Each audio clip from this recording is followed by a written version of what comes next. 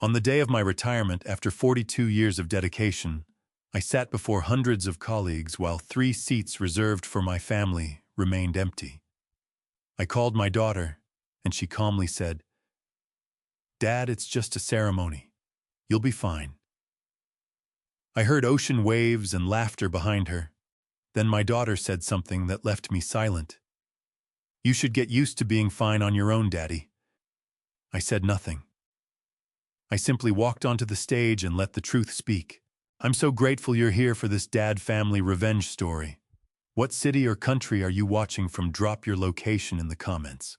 Note: this story includes fictional elements crafted for entertainment and valuable life lessons. Any resemblance to actual names or places is purely coincidental, but the underlying message remains deeply useful. I stood in front of the mirror in the men's restroom on the 4th floor, straightening my tie for the 3rd time in 10 minutes. 42 years of early mornings, late nights, and weekends at the drafting table, and I had never once worn this charcoal suit to anything other than funerals. Today was supposed to be different. Today was supposed to be the good kind of occasion. The tie was a deep burgundy. Emily had given it to me 2 Christmases ago, still in the box, never worn. I had saved it for something worth wearing it to. I figured a retirement ceremony after 4 decades counted. I looked at the man in the mirror for a long moment. 68 years old. Hair gone silver at the temples, lines carved deep around my eyes from squinting at blueprints in bad lighting. My hands resting on the edge of the sink were rough and wide, the hands of a man who had spent his life building things meant to stand long after he was gone. I exhaled slowly, picked up my jacket from the hook behind the door, and told myself today was going to be a good day. The ballroom on the 2nd floor was already humming when I stepped inside. 200 colleagues milling around round tables, the low murmur of conversation bouncing off the high ceiling. Someone had hung a banner above the main stage, white letters, on deep blue, 42 years of excellence. Richard Hayes. I stopped in the doorway and read it twice. My chest tightened in a way I had not expected. Thomas Reed spotted me from across the room and cut through the crowd, extending his hand before he even reached me. Tom was 70 years old and still walked like a man who had somewhere to be. "There he is," Thomas said, gripping my hand hard. "The man of the hour. You look like you're headed to a board meeting, Rich. Loosen up." "I'm loose," I said. Thomas looked at me, the way he had been looking at me for 42 years, like he could read the temperature of my thoughts without asking. He glanced toward the front of the room, then back at me. "They're not here yet?" he asked, keeping his voice low. I followed his gaze to the front row. 3 chairs each with a small folded name card placed on the seat. Emily, Daniel, Lily. I had asked the event coordinator personally to reserve them. Front row center. Best seats in the house. "Probably traffic," I said. Thomas did not respond to that. He just nodded once and steered me toward the head table with a hand on my shoulder. I sat down and pulled out my phone. No new messages from Emily. The last text in our conversation was from 3 weeks ago, her reply, when I had called to remind her about today. I had stood in my kitchen that morning, coffee going cold in my hand, reading her message for the 3rd time. "Daddy, I might not make it, but it's probably just a regular ceremony, right? Nothing too big." I had stared at those words until the letters blurred. Then I put the phone face down on the counter and went to refill my coffee. Now I set the phone on the table beside my water glass and turned its screen down again. Old habit. Around me, the room filled. I shook hands, accepted hugs, smiled at faces I had known since they were young engineers straight out of college, nervous and eager and full of questions. Kevin Marsh, who had started as an intern 12 years ago and was now running his own project team, pumped my hand with both of his and said, "Mr. Hayes, You cannot retire. I'm being completely serious. Who am I supposed to call when the load calculations stop making sense? You figure it out, I told him. That's what I always did. Kevin laughed a big, open laugh that made the people around him turn and smile. I liked that about him. He filled a room without trying. I looked at the 3 chairs again. The name cards were still standing. Emily, Daniel, Lily. The clock on the wall above the stage read 9:47. The ceremony was set to begin at 10. Thomas leaned over, refilling my water glass from the pitcher on the table without being asked. That was the thing about Tom, he expressed himself through action rather than words. He did not say, "I can see you hurting." He just filled your glass. You call her? He asked. Not yet, I said. You going to? I picked up my phone.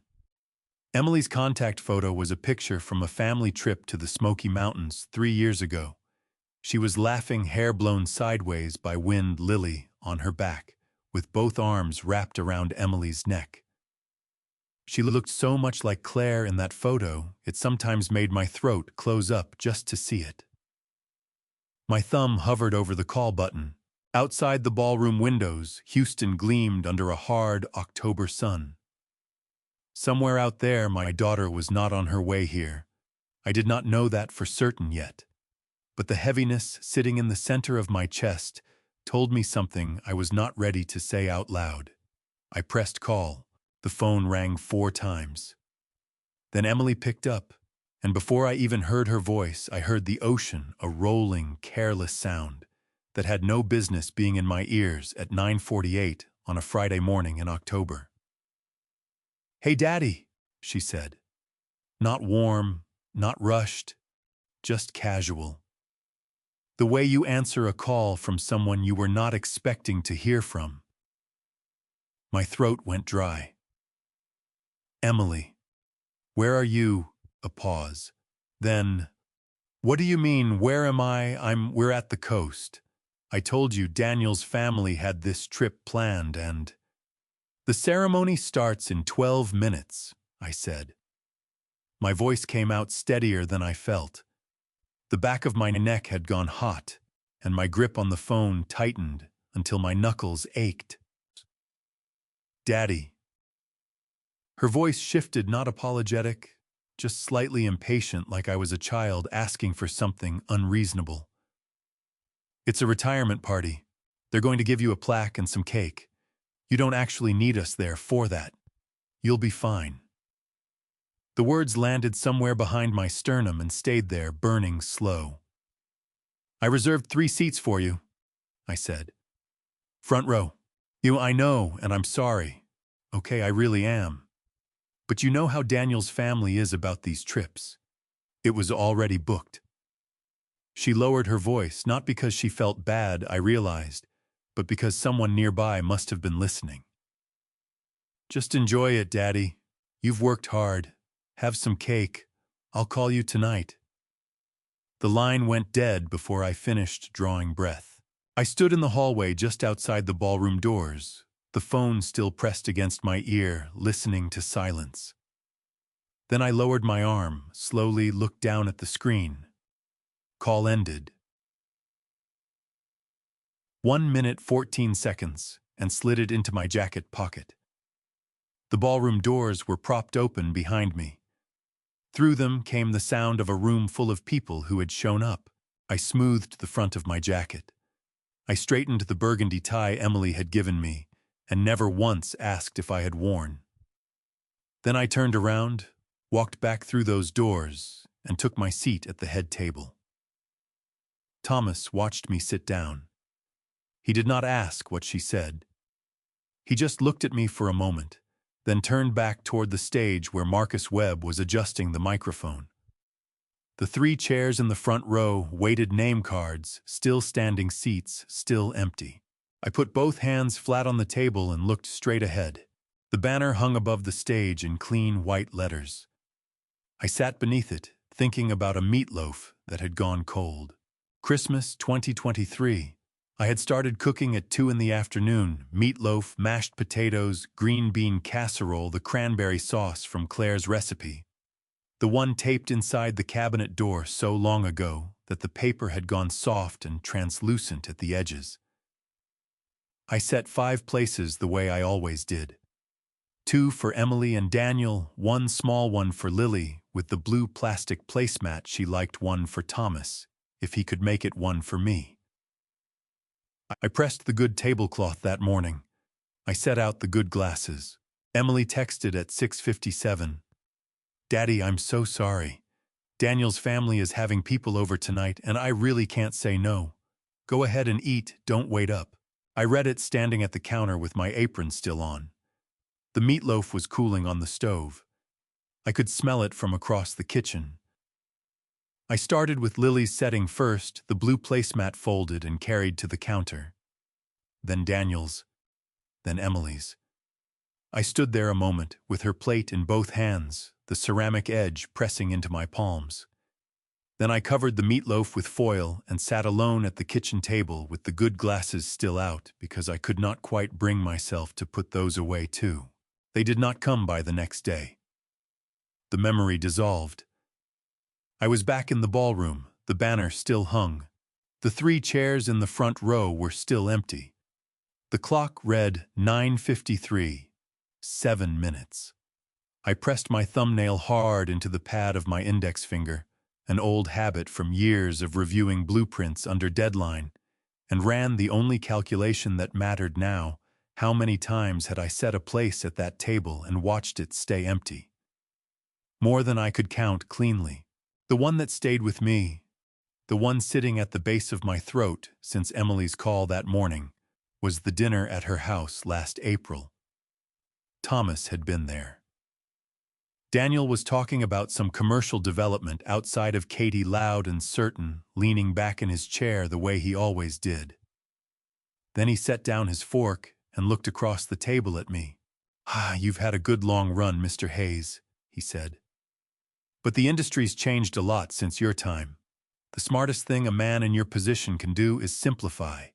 Cash out, pare down the overhead, and enjoy a quiet retirement. You've earned it." The table went still.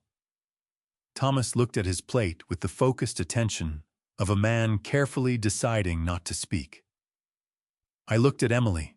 She was reaching for the breadbasket. She pulled a roll free, tore it in half, and buttered it. She did not look up. 1 second, 2, 3. She said nothing. "That's good advice, Daniel," I said. "Thank you." And I let the conversation move on. But my chest stayed tight the entire evening. Not because of what Daniel had said. I had stopped expecting much from Daniel years before. The tightness came from watching Emily reach for that roll. From those 3 seconds she had and did not use. Her silence had become its own kind of answer. In the ballroom, Thomas leaned toward me.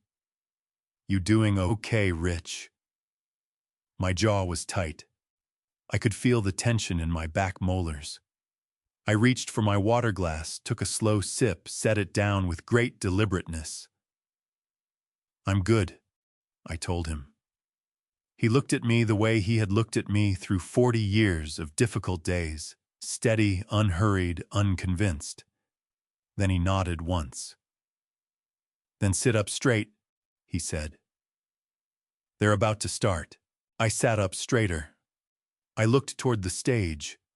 The banner hung above Marcus Webb's head in clean white letters. Behind me, the ballroom doors were still open. The 3 chairs still waited their name cards, still standing perfectly upright. I told myself for the last time that morning that maybe I had it wrong. Maybe there was an explanation. Maybe I would turn and see her walking through those doors. I did not turn around. Marcus Webb's voice was still warming up at the microphone when I pushed through the side door into the hallway. I needed 60 seconds alone. Maybe 90. The kind of alone you cannot get in a room with 200 people who mean well and keep touching your shoulder. The hallway outside the second-floor ballroom was long and fluorescent lit. The carpet the same gray-blue it had been since the building renovation in 2011. I had signed off on that renovation. I had argued for better lighting in the stairwells, and lost. 42 years, and the stairwell lighting was still inadequate. Some things you just cannot change, no matter how long you push. I walked to the far end of the hall, away from the ballroom doors, and stopped near the window that looked out over the parking garage. Houston sprawled beyond it under hard October sun, flat and wide and indifferent, the way big cities are indifferent to the small private griefs happening inside their buildings at any given moment. I pulled out my phone and called Emily. It rang twice. Then her voice came through, and with it, the ocean. That rolling, careless sound, salt air and distance waves breaking somewhere that was not here. Daddy. Not surprised. Not guilty. Just there. Emily. My voice came out steady. I was proud of that. I need you to tell me something honest. Okay. A pause. In the background, I heard a child laughing, not Lily, some other child, and the clink of ice in a glass. Are you coming today? The pause that followed lasted 4 full seconds. I counted them. Daddy, we talked about this. I thought I explained. I know what you said 3 weeks ago. I said, my throat tightening around the words. I'm asking what's happening right now. Right now, Emily. The ceremony starts in 10 minutes. She exhaled not a sigh of guilt, but the particular exhale of someone who finds a conversation more tiring than it should be. Babe, can you take Lily inside? She said to someone near her. Then back to me. Daddy, listen. You don't actually need us there. You know everyone at that company. They all love you. You're going to have a great time, and you're going to call me tonight and tell me all about it. My free hand pressed flat against the window glass. It was warm from the sun on the other side. I reserved 3 chairs, Emily. Front row. With your names on them. I know, and I appreciate that I do. Her voice had shifted softer now, the tone she used when she wanted to close a subject. But Daddy, it's a retirement party. It's cake and a plaque and a lot of speeches. You're going to be completely fine. You always are. Something moved in my chest. Not quite pain, not quite anger. Something older than both of those. Something that had been sitting in the back of a drawer for years and had just now been pulled out into the light. Your mother would have been there, I said. I had not planned to say it. The line went very quiet. Even the ocean sound seemed to pull back. Daddy, she would have driven 2 hours in traffic and sat in that front row and cried when they said my name. My voice cracked on the last word just slightly, just enough that I heard it. I pressed my back teeth together hard. She would have been there. I know she would have. Emily's voice had dropped. For just a moment, 3 seconds, maybe 4, I thought I heard something real move through it. Then, but Daddy, I'm not Mom. And I can't. This isn't something I can change right now. I'm sorry. I really am. The wave sound surged in the background. Someone called Emily's name, Daniel's voice, flat and carrying. Behind her, I heard Daniel's voice close flat, meant for her, but loud enough to reach me anyway.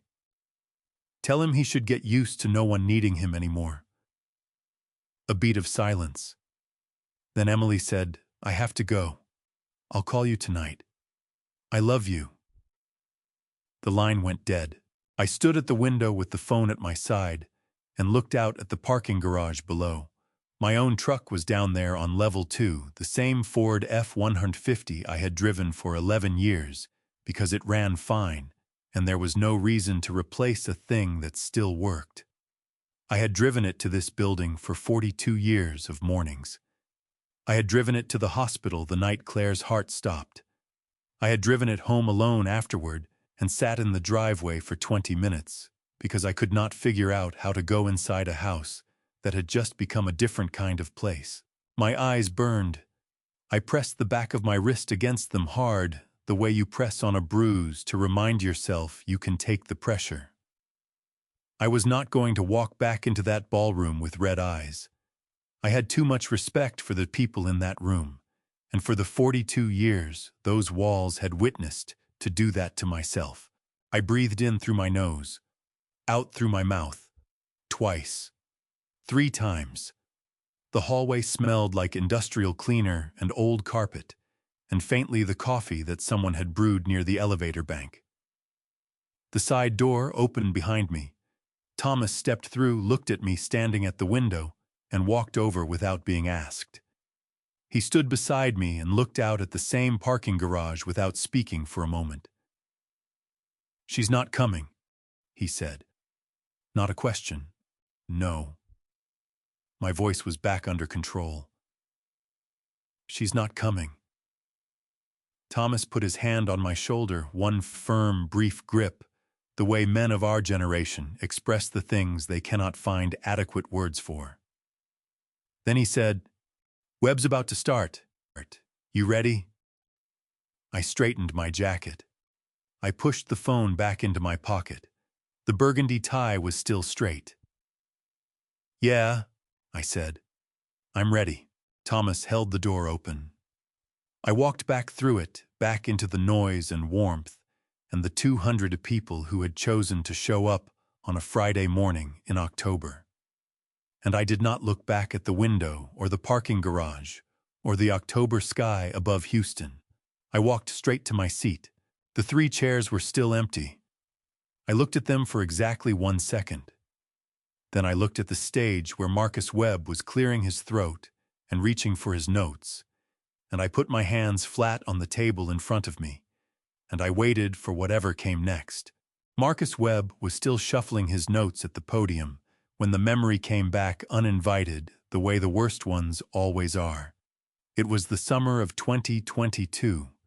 Emily had called ahead that morning, which was unusual. She had driven over just after lunch, alone, no Daniel, no Lily, and she had worn the particular expression she wore when she wanted something, and had rehearsed the asking. I had made iced tea. She sat at the kitchen table across from me, both hands wrapped around her glass, and for a few minutes we talked about ordinary things. The heat wave, Lily's swim lessons, whether the oak tree in my backyard was dying or just stressed. Then Emily set her glass down and looked at me with those blue eyes she had gotten from Claire and said, "Say, Daddy, I want to talk to you about the house." My chest had gone still. "What about it? You're here alone." She said it gently, the way you say something you have decided is a fact before the conversation even begins. "This is a 4-bedroom house, Daddy. You're one person. The yard alone takes you half a Saturday every week." She reached across the table and put her hand over mine. Her fingers were cool from the glass. "Daniel and I have been talking, and we think if you sold, you'd have enough to really help us get into something bigger. We're running out of space with Lily growing up, and you could come stay with us." "Stay with you," I repeated. "We have a room." Her hand squeezed mine. "I've already been thinking about how we'd fix it up for you. Paint it whatever color you want. Get you a good mattress." "Which room?" I asked. My voice was even. I had been a project manager for 3 decades. I knew how to keep my voice even when the numbers on a report made me want to put my fist through a wall. Emily's eyes moved sideways for just a half second. "It's the back room, off the laundry.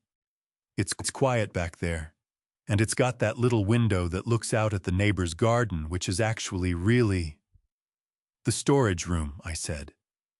Her mouth tightened slightly. "We cleared it out. Mostly. There are still a few boxes, but we'd move those to the garage." I looked down at her hand on top of mine. Her nails were painted a pale pink. She had her mother's hands, same shape, same long fingers, but Claire's hands had never once reached across a table to take something from me while pretending to give something back. I looked around my kitchen. The cabinet door with the cranberry sauce recipe taped inside it. The window above the sink where Claire had kept a small pot of basil every spring. The scuff on the baseboard near the refrigerator from the time Emily had ridden her bicycle through the kitchen on a dare when she was 9 years old, and Claire had been so startled she knocked a full pot of soup off the stove, and the three of us had laughed until we could not breathe. 31 years of living pressed into the walls of this house, and my daughter was suggesting I trade it for a room off the laundry. "Emily," I said carefully, "this house is paid off. It's been paid off for 8 years.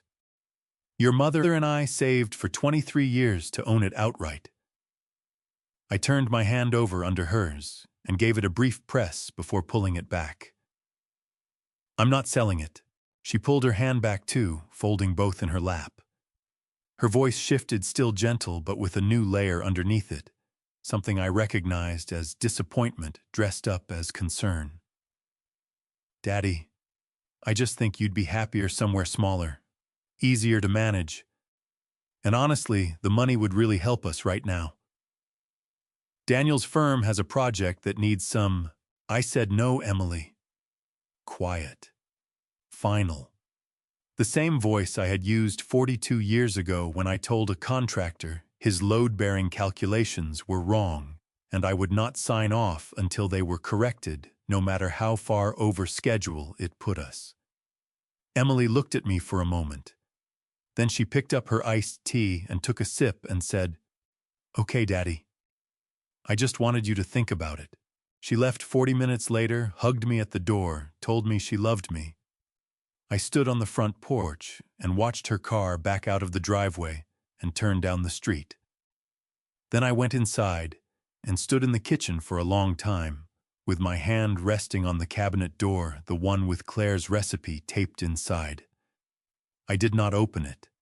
I just stood there with my palm flat against the wood, the way you stand with your hand on a wall that you are not ready to walk away from.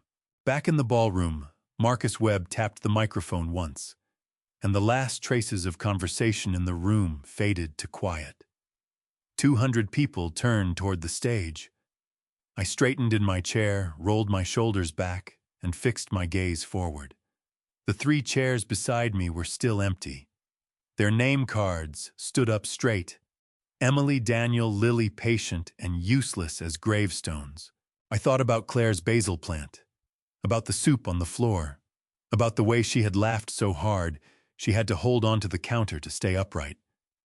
Then Marcus Webb said, "I want to start today by telling you all something that very few people in this room know," and the temperature of the air in the ballroom changed. Marcus Webb said, "I want to start today by telling you all something that very few people in this room know," and every conversation left in the ballroom dropped dead on the spot. I sat up straighter in my chair. Around me, 200 people shifted in their seats, leaning forward the way people do when a room changes register, when whatever comes next is clearly not the standard retirement speech with the standard jokes about fishing and grandchildren. Webb set his notes face down on the podium. That small gesture, notes down, nothing to read from, told me he meant every word of what was coming. "But first," he said, and his voice warmed, "I want to ask the man himself to stand up." Thomas elbowed me in the ribs, not gently. "Rich, get up." I pushed back my chair and stood. The applause started immediately, not polite, not perfunctory, but the kind that builds from the back of a room and rolls forward like weather. Kevin Marsh was on his feet in the 3rd row, 2 fingers in his mouth, whistling the way I had watched him whistle at Houston Texans games for 12 years. A woman from the accounting department, whose name I could never remember without checking her badge, was pressing both hands to her mouth, eyes bright. My chest tightened so hard I had to breathe through it deliberately. I raised one hand in acknowledgement the way I always had, Not a wave, just a hand up, steady. Then I sat back down before my legs decided they were done cooperating. Thomas leaned over. "You going to make it?" "Don't fuss over me," I told him, and my voice only broke a little on the last word. Webb smiled from the podium, the smile of a man who had been waiting a long time to say what he was about to say. "Before we get to the formal remarks, I want everyone in this room to look at the screen." The lights dimmed. The large screen behind the stage flickered on, and the first image appeared, a photograph I had not seen in years. Me at 31 years old, standing on a job site in a hard hat and steel-toed boots, holding a set of rolled blueprints under one arm and squinting into the Texas sun like I owned it. My hair was dark. My face was unlined. I looked like a man who had absolutely no idea what the next 37 years were going to require of him. 1982, Webb said. Richard Hayes's first day as a junior structural engineer at what was then called Southwest Regional Construction. He was 26 years old, and he already argued with the senior engineers more than anyone who had ever walked through that door. Laughter rippled through the room. I felt heat move up the back of my neck. He was also right more often than any of them, Webb continued, which they eventually had to admit, though it took some of them longer than others. More laughter. Thomas made a sound beside me that was half chuckle, half something older. The images on the screen kept coming, decades of projects scrolling past. The Meridian Tower downtown, which I had spent 18 months on, and which still gave me a particular satisfaction every time I drove past it. The Katy Freeway overpass expansion in 2007. The Children's Hospital wing in the medical center that we finished 3 weeks ahead of schedule in 2014, which remained the achievement I was most quietly proud of, because a children's hospital wing finished early means children get treated sooner. And that was the kind of math that actually mattered. My throat was getting tight watching those images. 42 years compressed into a slideshow, and every single photograph contained a version of myself who had gotten up before dawn and driven to a job site and done the work because the work was worth doing. Claire had understood that about me from the beginning.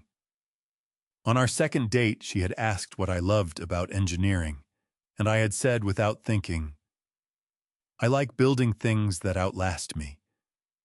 She had looked at me across the restaurant table with those blue eyes and said, "Then you'd better build things worth outlasting you."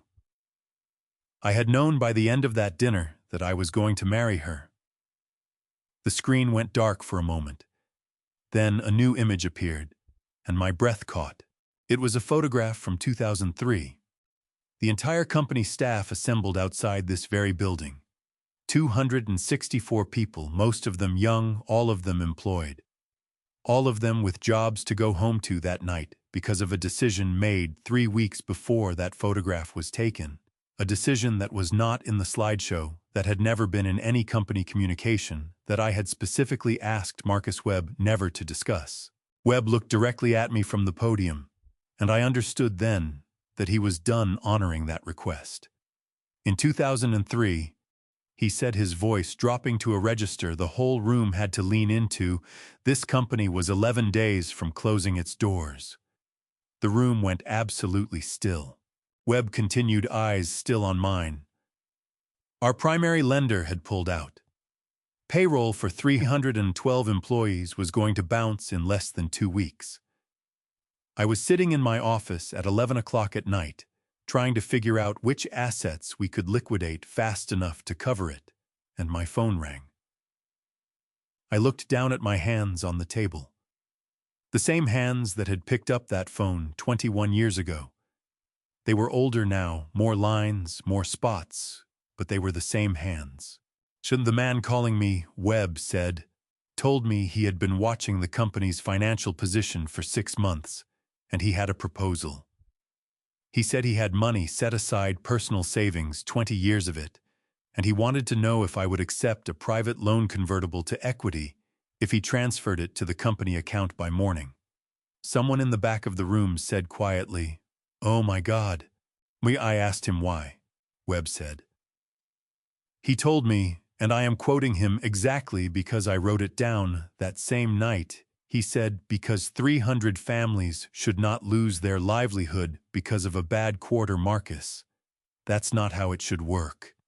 The room was so quiet I could hear the air conditioning. Webb straightened at the podium and looked out over all of us. The amount was $540,000. Every cent Richard Hayes had saved in 20 years of working. And he never told a single person. The 3 chairs beside me were still empty. The applause began slow at first, then rising, then the whole room was on its feet, and the sound of it pressed against my ribs from the inside. Like something that had been stored there too long and finally had somewhere to go. Before I tell you what Marcus Webb said next, the words that changed everything in that room. The truth that had been buried for 21 years. I need to know you are still with me. If Richard deserved better than those 3 empty chairs, drop a number in the comments right now. Any number. Just let me know you are here. And one more thing before we continue, parts of this story contain fictional elements shaped and crafted to carry a truth worth hearing. If that is not your kind of story, no judgment at all, you can step away right now. But if you are staying, I promise what comes next is worth it. The applause was still cresting when Marcus Webb stepped back from the podium and looked toward Thomas Reed. Thomas had not moved from his seat. He was sitting with both forearms on the table, looking down at his own hands. The hands of a 70-year-old man who had spent 4 decades reading the same blueprints I had read, arguing the same structural calculations, drinking bad coffee from the same break room. When Webb nodded at him, Thomas exhaled through his nose, pushed back his chair, and stood with the deliberate care of a man whose knees had filed several formal complaints about stairs. He accepted the microphone from Webb and stood at the podium for a moment without speaking, not because he had lost his nerve. Thomas Reed had never lost his nerve in his life, but because he was choosing his words the way a man chooses which structural beam to pull when the whole thing might come down. "Rich," he said, and his voice carried the particular roughness of someone who was not going to cry, but was working extremely hard not to. "I want to say some things that you are going to hate me for." A ripple of warm laughter moved through the room. "But you're retired now," Thomas continued, "so technically you can't write me up for insubordination anymore." More laughter. I pressed my lips together hard. My eyes had started burning again, and I refused to acknowledge it. "Richard Hayes never told any of you about 2003, Thomas said, his voice dropping back into something serious. "And Marcus just told you. But there are other things Rich never told you. Things I've watched for 42 years and kept my mouth shut about, because that's how he wanted it." Thomas gripped the sides of the podium with both hands. "Rich never took a vacation longer than 3 days. In 42 years. He let that land. Not because the company wouldn't give it to him, because he didn't trust that things would hold together without him. He used to say, and I heard him say this more than once, he used to say, 'Tom, if I leave for 2 weeks and something goes wrong, that's on me.' That's how he thought about his work. Everything was on him." My jaw ached. I had been clenching it without realizing. In 2009, Thomas went on. A firm out of Dallas offered Rich a senior VP position. Twice his salary, corner office, full relocation package. He paused.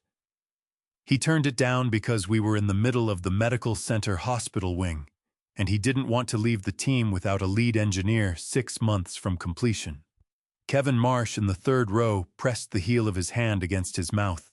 "I was the one who talked him through that decision," Thomas said. "He called me from his truck in this parking lot at 10 o'clock at night, and he said, "Tom, I can't do it. I can't walk out on these people right now." And I told him he was an idiot. A beat. I was wrong. He was being exactly who he has always been. My throat had gone completely tight. I reached for my water glass and took a sip just to have something to do with my hands, just to give myself a moment to keep it together. Thomas looked out over the room. His voice was rougher now, the careful control fraying slightly at the edges. I watched this man eat lunch at his desk for 30 years because he didn't want to waste time walking to the sandwich place on the corner.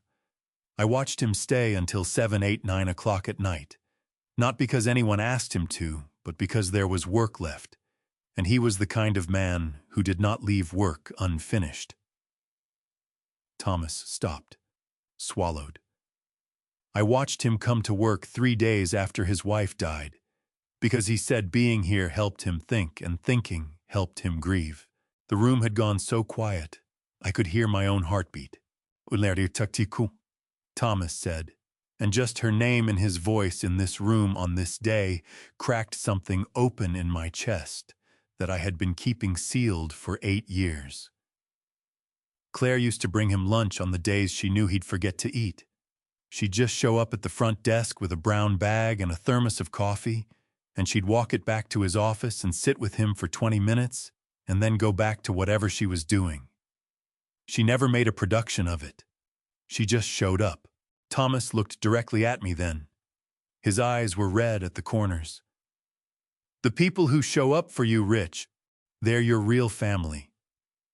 And the people in this room showed up today." He did not gesture toward the empty chairs. He did not need to. Every person in that ballroom was already aware of exactly what those 3 empty chairs meant. The awareness sat over the room like weather, unspoken, undeniable, pressing down. Thomas set the microphone on the podium. 42 years, he said. This man deserved to have his family here today more than anyone I have ever known. He walked back to his seat. The applause started before he sat down, not the explosive rising kind from before, but something deeper and slower and more serious. The kind of applause that means something different from approval. The kind that means we see you. We have always seen you. We are sorry someone who should have seen you chose not to look.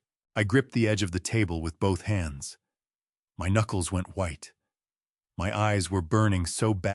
I had to tip my head back slightly and blink hard 3 times because I was Richard Hayes, and I had not cried in front of colleagues in 42 years, and I was not going to start today. Thomas sat down beside me and said very quietly, "You okay, Dutune?" "No," I said honestly. "But I will be." He nodded once. Then he picked up his water glass and clinked it lightly against mine. In the back of the room, I heard the soft sound of a camera shutter. The formal program ended around noon, and the ballroom shifted the way ballrooms do when the serious part is over. Chairs scraping back, voices rising, people moving toward the food tables along the far wall with the relieved energy of folks who had been holding their emotions at attention for 2 hours, and finally had permission to stand down. Thomas pressed a plate of food into my hands that I had not asked for. "Eat something," he said. "You look like a man who forgot breakfast." "I did forget breakfast," I admitted. "I know. I've known you 42 years. Eat the potato salad." I ate the potato salad. It was good someone had catered from that barbecue place on Westheimer that had been there since 1987 and would probably outlast all of us. I stood near the window with Thomas and let people come to me, which they did in a steady, warm stream. Handshakes and hugs and stories I had not thought about in years. The kind of stories that only surface at retirement parties and funerals when people finally say the things they kept meaning to say. Kevin Marsh caught me between conversations, bouncing slightly on his heels the way he did when he was excited about something. He was holding his phone out like an offering. Mr. Hayes, I want to ask you something. His voice was earnest, almost careful. I took a photo during Mr. Reed's speech. I think it's important. I'd like to post it on my page and tag the company. But I wanted to ask you first. He turned the phone toward me. The photograph was extraordinary in the way that unposed photographs sometimes are not, because it was technically perfect, but because it had caught something true. I was sitting at the head table head, slightly bowed, both hands gripping the table edge. Thomas stood beside me with his hand on my shoulder. Around us, 200 colleagues were on their feet, mouths open in mid-applause. The ballroom lights caught the moisture on more than a few faces, and in the foreground perfectly framed 3 empty chairs, 3 small name cards standing upright. Emily, Daniel, Lily. My stomach dropped when I saw those name cards in the frame. They had not been the subject of the photograph. They were simply there the way an uncomfortable truth is simply there whether you look at it or not. You can post it, I said. My voice came out steady. Go ahead, Kevin. Kevin's face broke into a wide, grateful smile. Thank you, Mr. Hayes. I'll write something good. I promise. He stepped away, thumbs already moving across his screen. I watched him for a moment, this young man who had come to me 12 years ago, not knowing the difference between a load-bearing wall and a partition, who now ran his own project team and still called me on Tuesday afternoons when the calculations stopped making sense. That felt like something worth having built. Thomas appeared at my elbow. What was that about? He took a photo during your speech, I said.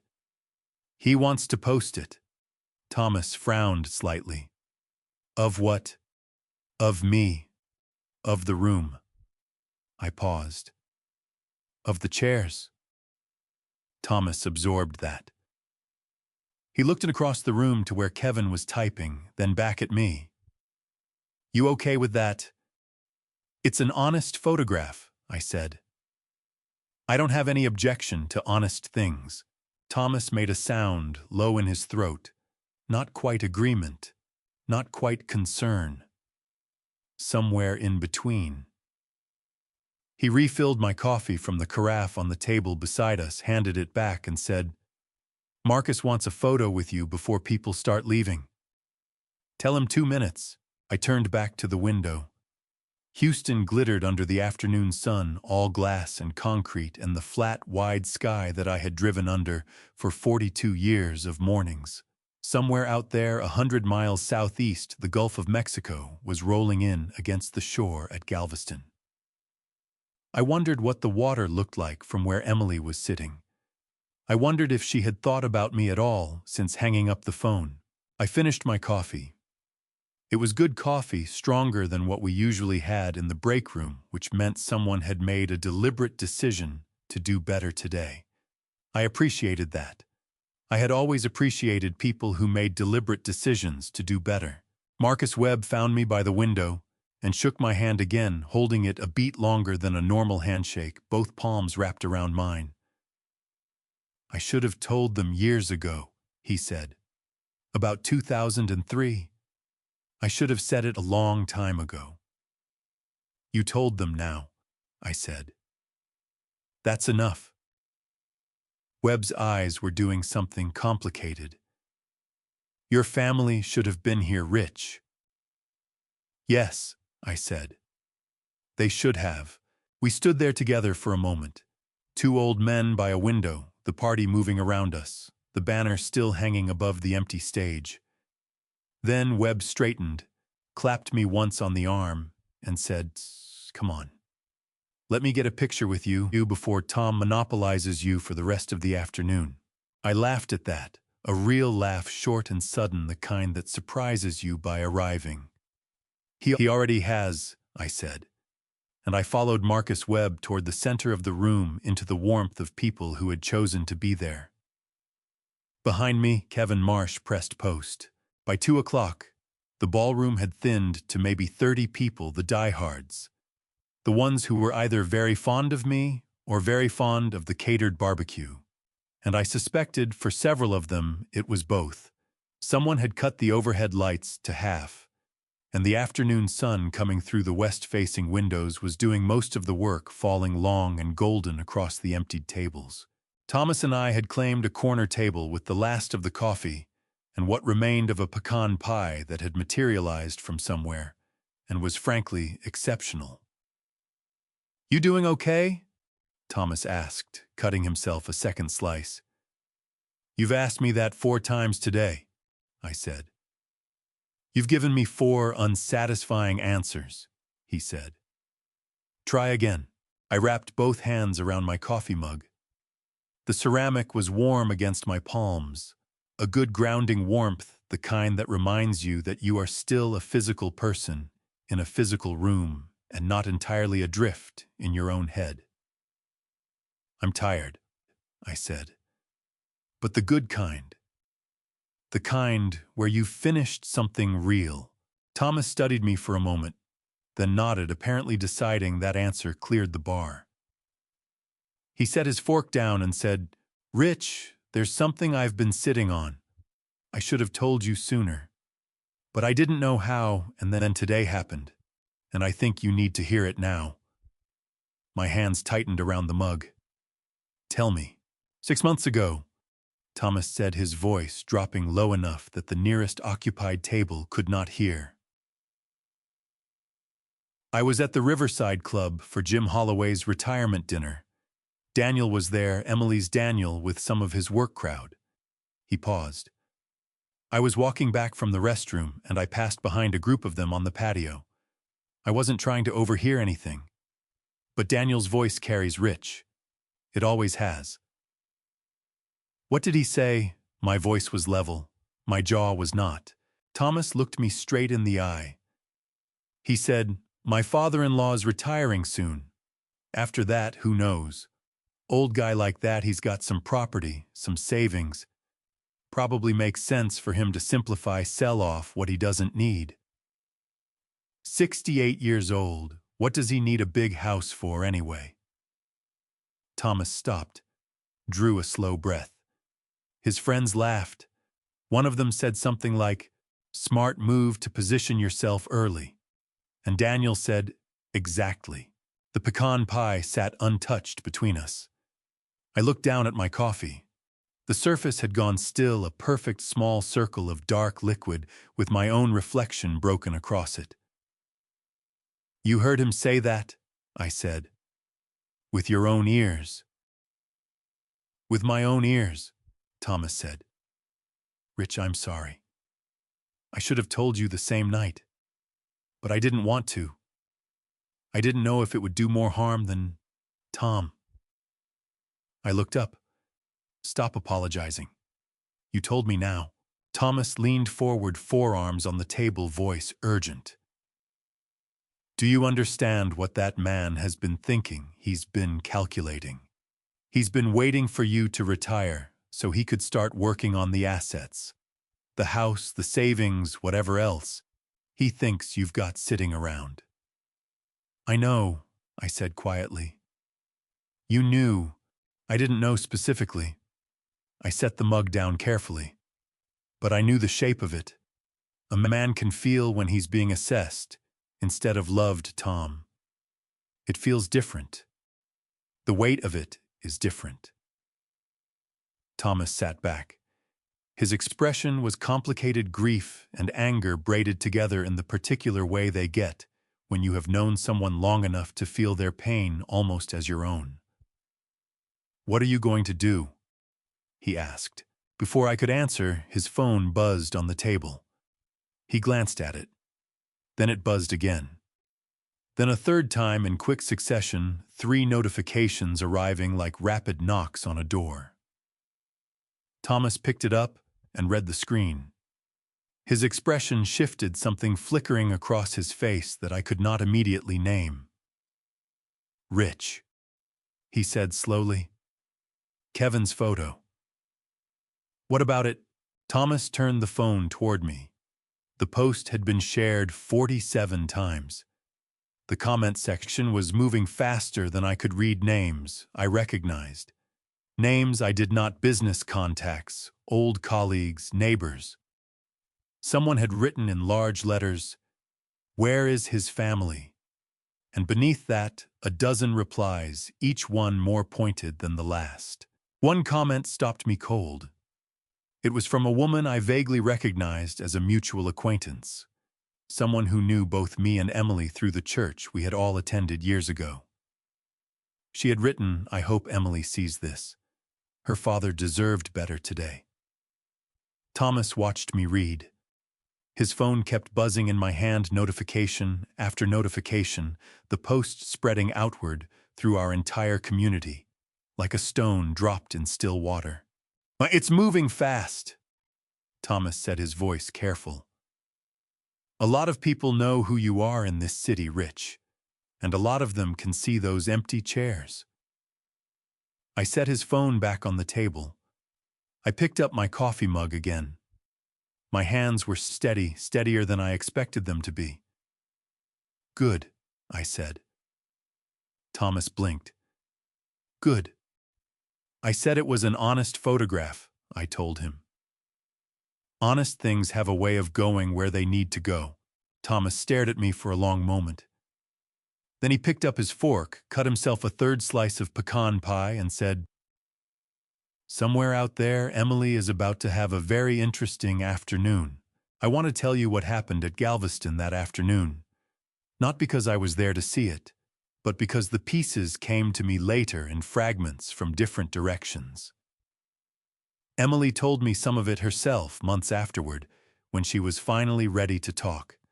Daniel's behavior told me the rest. You spend 42 years reading structural reports, and you learn to reconstruct what happened from the evidence left behind. So this is what I believe happened as best as I can piece it together. At roughly the same time, Kevin Marsh was pressing post on his phone in the ballroom. On the second floor, my daughter was stretched out on a lounge chair at the Galveston resort, where Daniel had booked them for the weekend. The Gulf was rolling in easy and warm the way it does in early October, before the cold fronts start pushing down from the north. Lily was somewhere near the pool with Daniel's niece, and Daniel was at the outdoor bar talking loudly about a commercial development deal with his brother-in-law. Emily was scrolling her phone, comfortable, unbothered. Then a notification landed, a tag from a woman we both knew from our old church. Someone who had seen the post Kevin shared and recognized the name on those empty chair cards. Emily told me later she almost scrolled past it.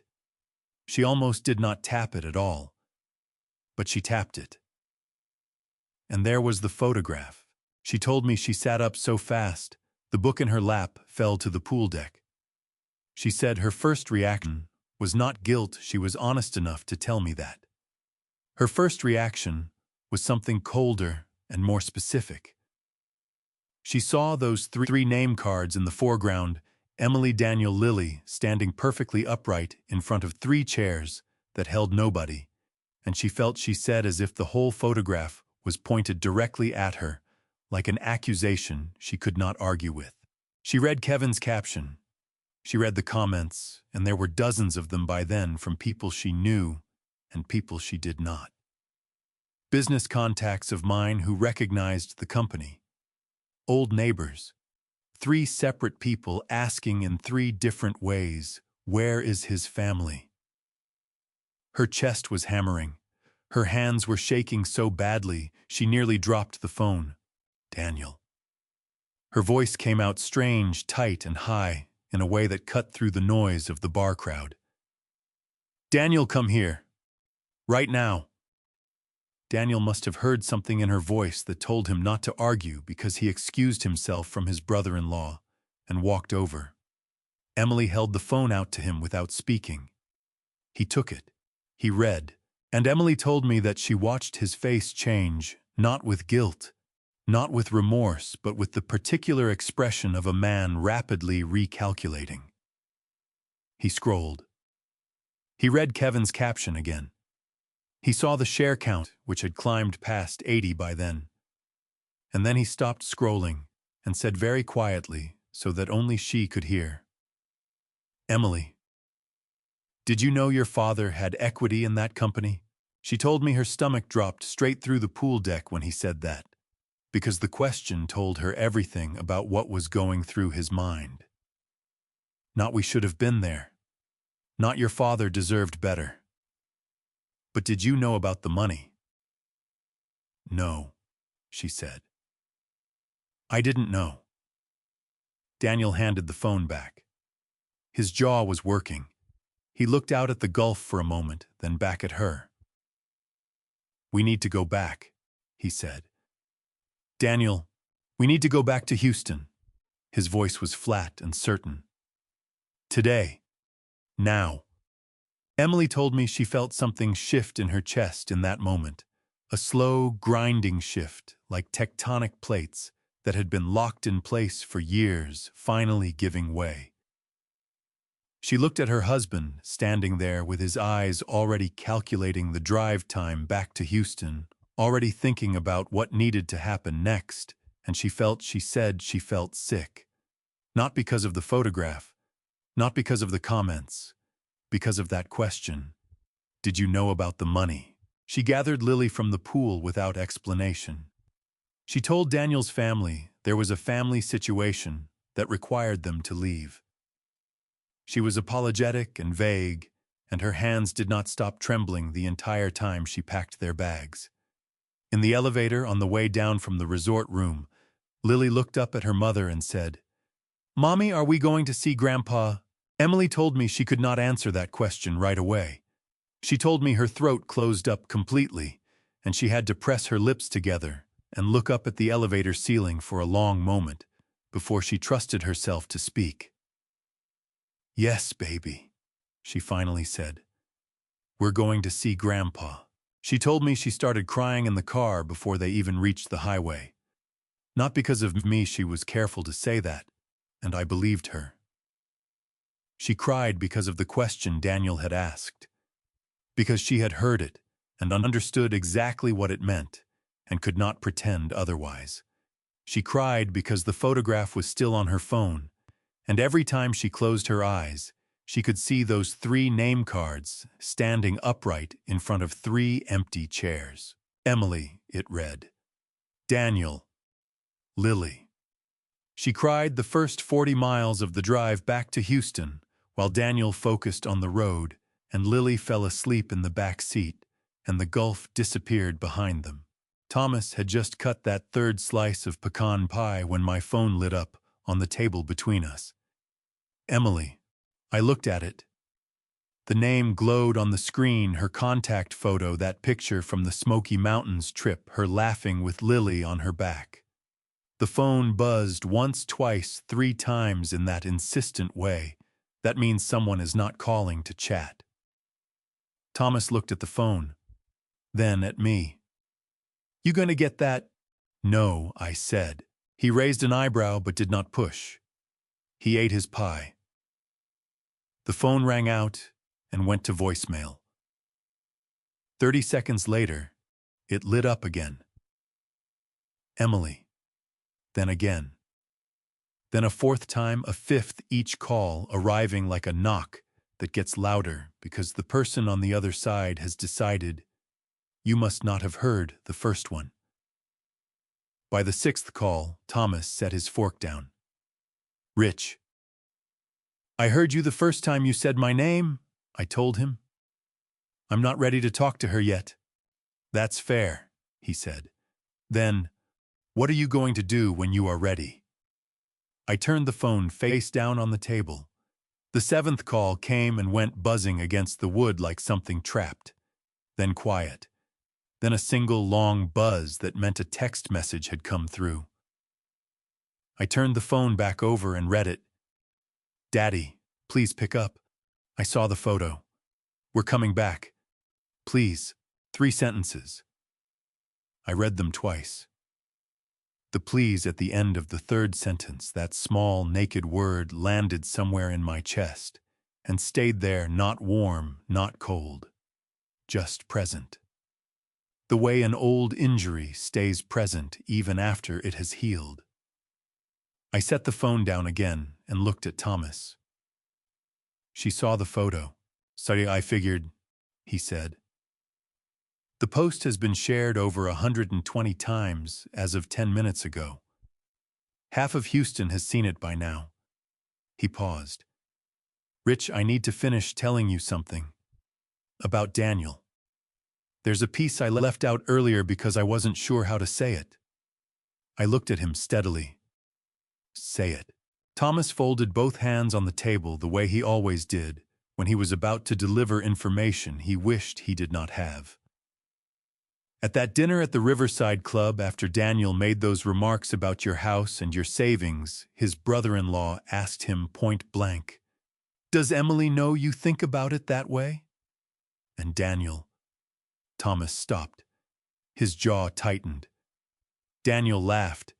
He said, "Emily thinks whatever I tell her to think about her father. She always has." The words hit me somewhere below the sternum. Not like a punch, more like a slow, deep pressure, the kind that builds and builds until you realize the structure you thought was solid has been compromised for longer than you knew. He said that? I said. My voice came out very quiet. Word for word, Thomas said. Rich, I'm sorry. I know that's... Don't apologize. I pressed both palms flat on the table. The wood was solid under my hands. Real. Present. Don't apologize for telling me the truth. Thomas exhaled through his nose a long, controlled breath. He looked older to me in that moment than he had all day. Not the Thomas who had whistled through 2 fingers at Texans games and argued load calculations with me until midnight and driven me home from the hospital the night Claire died. Just a tired old man who loved his friend and was sorry for what the world kept doing to him. What does it mean for Emily? He asked. Do you think she knows how he is? I thought about my daughter reaching for that bread roll at the April dinner while Daniel talked down to me 3 feet away from her. I thought about the Smoky Mountains photo on my phone, her laughing Lily on her back, entirely unguarded. I thought about Christmas 2023, the meatloaf going cold, the good glasses still set out on the table after I had eaten alone and put everything else away. I think, I said carefully, that Emily has spent a long time making herself comfortable with things she does not want to look at directly. That is not the same as not knowing. I picked up my coffee cold now, but I drank it anyway. It is worse than not knowing in some ways, and better in others, because it means she is capable of seeing clearly. She just has not chosen to yet. Thomas watched me. And if she chooses to now, my phone buzzed again on the table. Not a call this time, another text. I did not pick it up immediately. I looked at Thomas first. Then I will be her father, I said. I have always been her father. That part does not change. I paused. But being her father and going back to the way things were, those are 2 different things. And I am only willing to do one of them. Thomas held my gaze for a long moment. Then he nodded, once slow, certain the nod of a man who has just heard something he believes is exactly right. I picked up my phone and typed back 3 words, I am here. Then I stood up, straightened my jacket, and told Thomas it was time to go find Marcus Webb and say goodbye properly. We had a drive home ahead of us, and the October sun was already dropping low over Houston. Behind me, the 3 empty chairs were still at the front of the room. Name cards still standing, patient as ever. I did not look back at them again. Marcus Webb shook my hand one last time at the elevator bank, holding it the way he had been holding things all day, a beat longer than necessary, with both palms, like he wanted to make sure the grip registered somewhere permanent. You call me, he said. Anytime. For anything. You understand? I understand, I told him. I mean it, Rich. I know you do, Marcus. I clapped him once on the arm. Go home to your wife. You've done enough good today. Webb laughed short and genuine and stepped into the elevator. The doors closed. Thomas and I stood in the corridor alone, the building settling into its late afternoon quiet around us, most of the staff already gone for the weekend. Come on, Thomas said. Third floor, old spot. We took the stairs. Neither of us had ever trusted the second elevator bank, a prejudice formed sometime around 2004, when it had stranded us between floors for 40 minutes, with a box of structural drawings and a thermos of coffee that was not nearly large enough for the situation. The stairwell lighting was still inadequate. I noted this with grim satisfaction. The third-floor balcony faced southwest, which meant it caught the last of the October afternoon sun at exactly the angle that turned Houston's flat skyline into something almost beautiful. We had eaten lunch out here more times than I could count sandwiches from the cart on the corner, blueprints rolled up under our arms, talking through problems that seemed enormous at the time, and now mostly seemed like the natural friction of doing work that mattered. Thomas leaned against the railing. I stood beside him, my jacket draped over my arm tie loosened for the first time all day.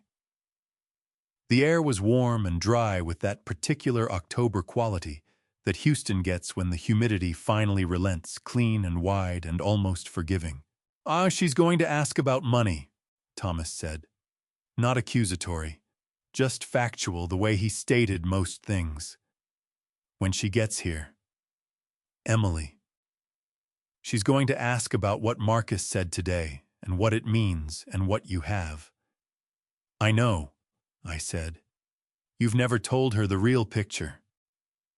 Thomas looked at me sideways. Have you? No. I watched a plane cross the sky in a long, slow diagonal heading south toward the Gulf. I never told her because I did not want her coming to me because of money. I wanted her to come because she wanted to. I paused. That worked out well. Thomas made a sound that was not quite a laugh. What are you actually sitting on, Rich, if you don't mind me asking after 42 years? The condo conversion came through in 2018, I said. The equity from 2003 compounded the way Webb structured it, not a fortune, but enough. The house is paid off.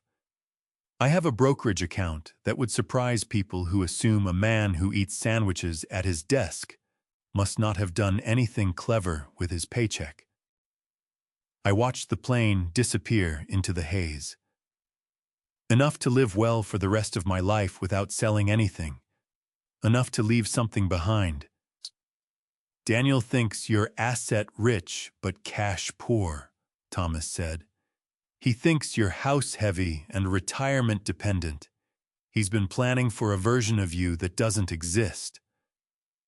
Most people plan for a version of me that doesn't exist, I said. I stopped finding it offensive some years ago. Thomas turned to face me fully. What about the will? Have you updated it? 2 years ago, I said. After Emily came to me about the house, the storage room conversation, I drove directly from that visit to my attorney's office. I glanced at him. I established a scholarship fund in Claire's name. The Raymond Claire Hayes Engineering Scholarship, administered through the university where I did my graduate work. 15% of the estate in perpetuity.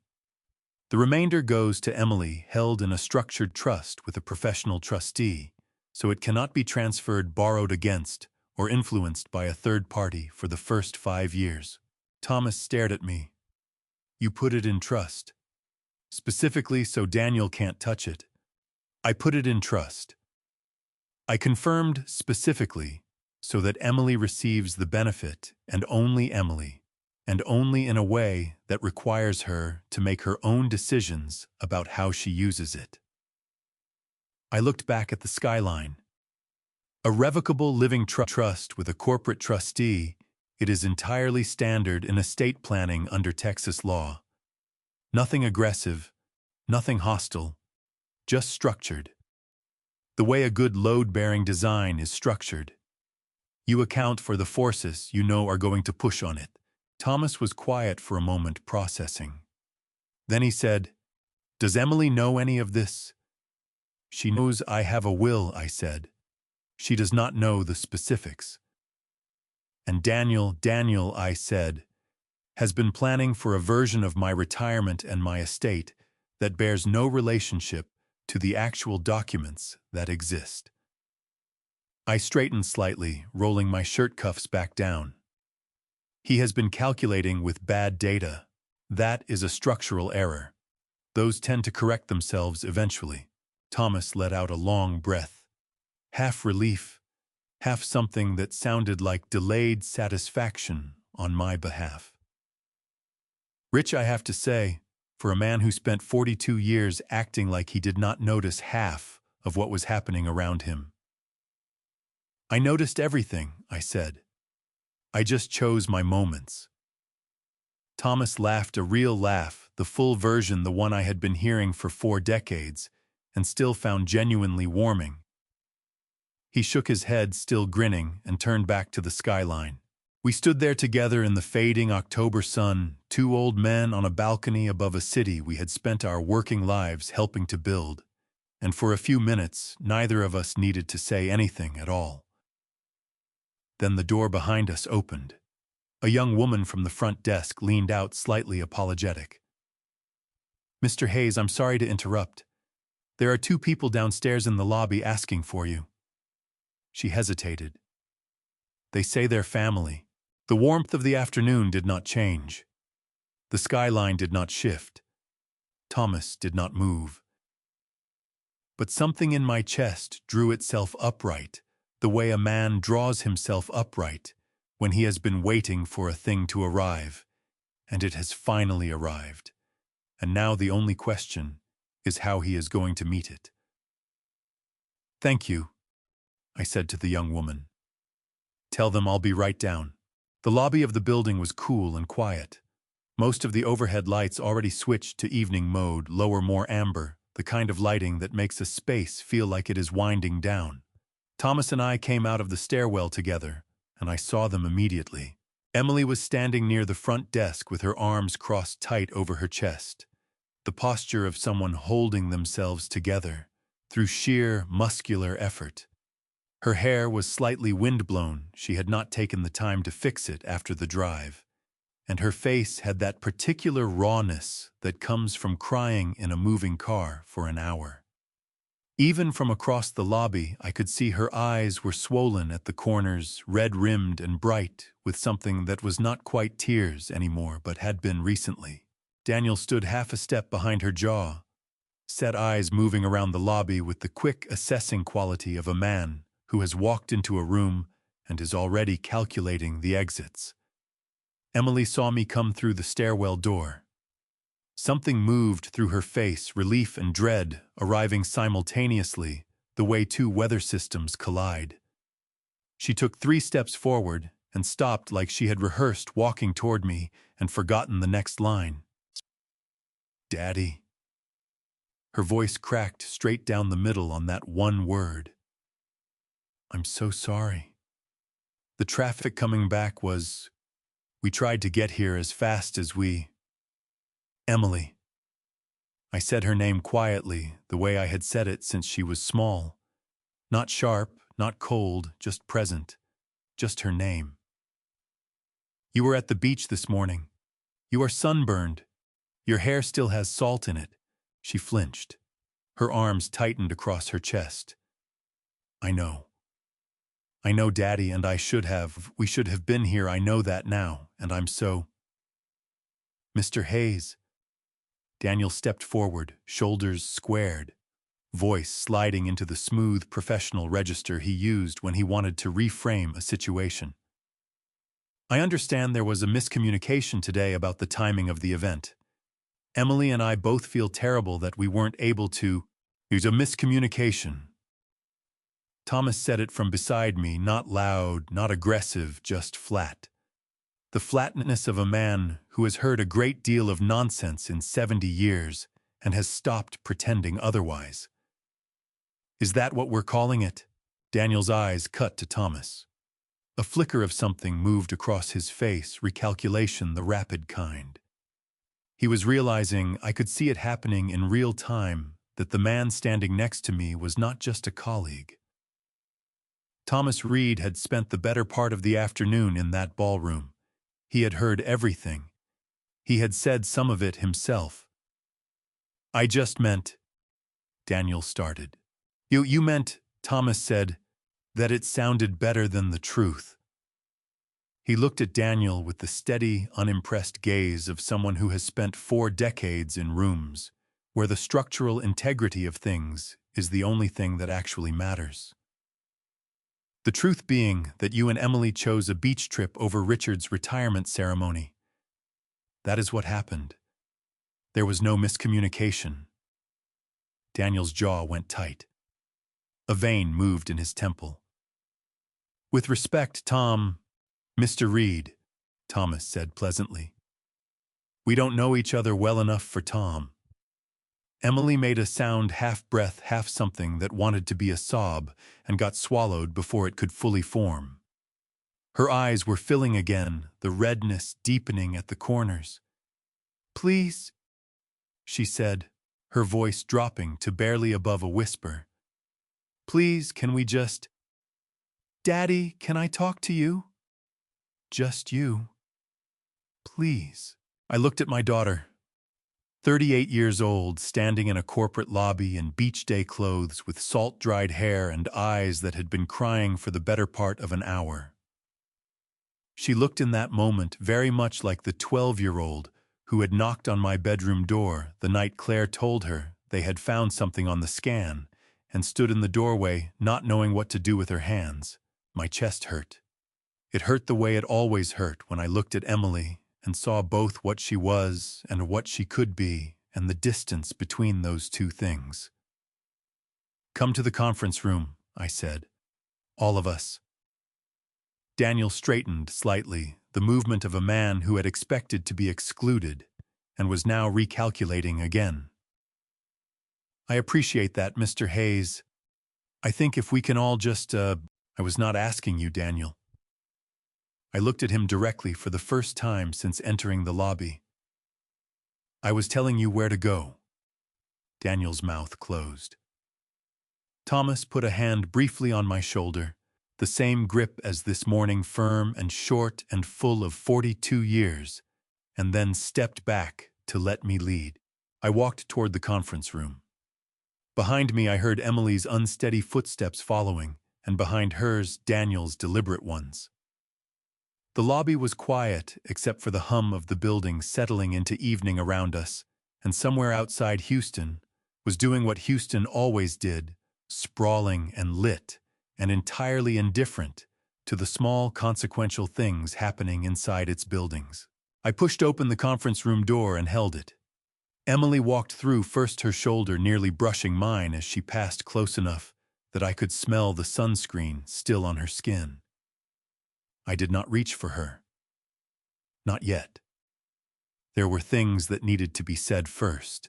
The conference room was the small one at the end of the first-floor corridor. 8 chairs around an oval table, a whiteboard along one wall, still showing the ghost of a project timeline someone had erased incompletely, the numbers still faintly visible under the smear. I had sat in this room for hundreds of meetings over 4 decades.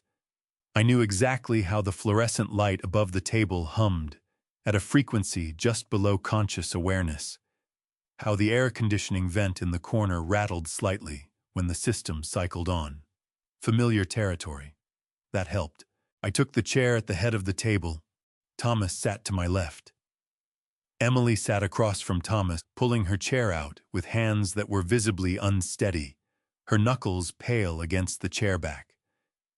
Daniel took the seat beside her, straightening his collar as he sat, a small automatic gesture of self-presentation that told me everything I needed to know about where his head was. Emily opened her mouth immediately. Daddy, I need you to know that I am genuinely, truly, Emily. I said it quietly. She stopped, her lips pressed together, trembling slightly at the corners. Let me say something first. Then you can say whatever you need to say. She nodded. Her eyes were filling again, the redness deepening, tears threatening to spill over the lower lids. She pressed 2 fingers hard against her mouth, fighting it visibly, fighting it, and nodded again. I placed both hands flat on the table. I looked at my daughter, then at Daniel, then back at my daughter. I spoke slowly and evenly, the way I had spoken in every difficult meeting I had ever run. Not loudly, because volume is what people use when they are not confident the content will carry itself. To 42 years, I said. I drove to this building 42 years of mornings. I did not take a vacation longer than 3 days. I missed dinners and weekends and school events because the work required it, and I accepted that cost because I believed I was building something worth building. I paused. I am not talking about the buildings. Emily's first tear broke over and ran down her cheek. She did not wipe it. She kept her eyes on me, her chin trembling with the effort of holding the rest back. This morning, I continued. I put 3 chairs in the front row of that room. I put your name on one of them, Daniel's on another, Lily's on the third. My voice was completely steady. I was proud of that and ashamed of being proud of it simultaneously. I did not need a speech. I did not need a gift. I needed to look out from that table and see my family in those chairs. Daniel shifted in his seat. I felt it without looking at him. Instead, I said, when I called you, I heard the ocean. Emily made a sound, a small broken sound, barely audible, like something giving way under pressure that had been building for a long time. Her shoulders curved inward, and 2 more tears spilled rapidly, one after the other, dropping onto the conference table with small, distinct sounds. "Daddy," she whispered. "I'm so sorry. I am so deeply, genuinely—" "I know you are," I said, and I meant it. "I believe you are sorry right now. In this room, in this moment, you are sorry."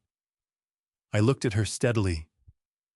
What I need you to understand is that sorry is the beginning of something, not the end of it. Daniel leaned forward, both forearms on the table. His voice was careful, the voice of a man who has decided that careful is his best available strategy. "Mr. Hayes, I think what Emily is trying to express is that we both recognize today did not go the way it should have, and going forward, we want to do better. As a family. Together." He spread his hands, an open gesture, conciliatory. "I think we all want the same thing here."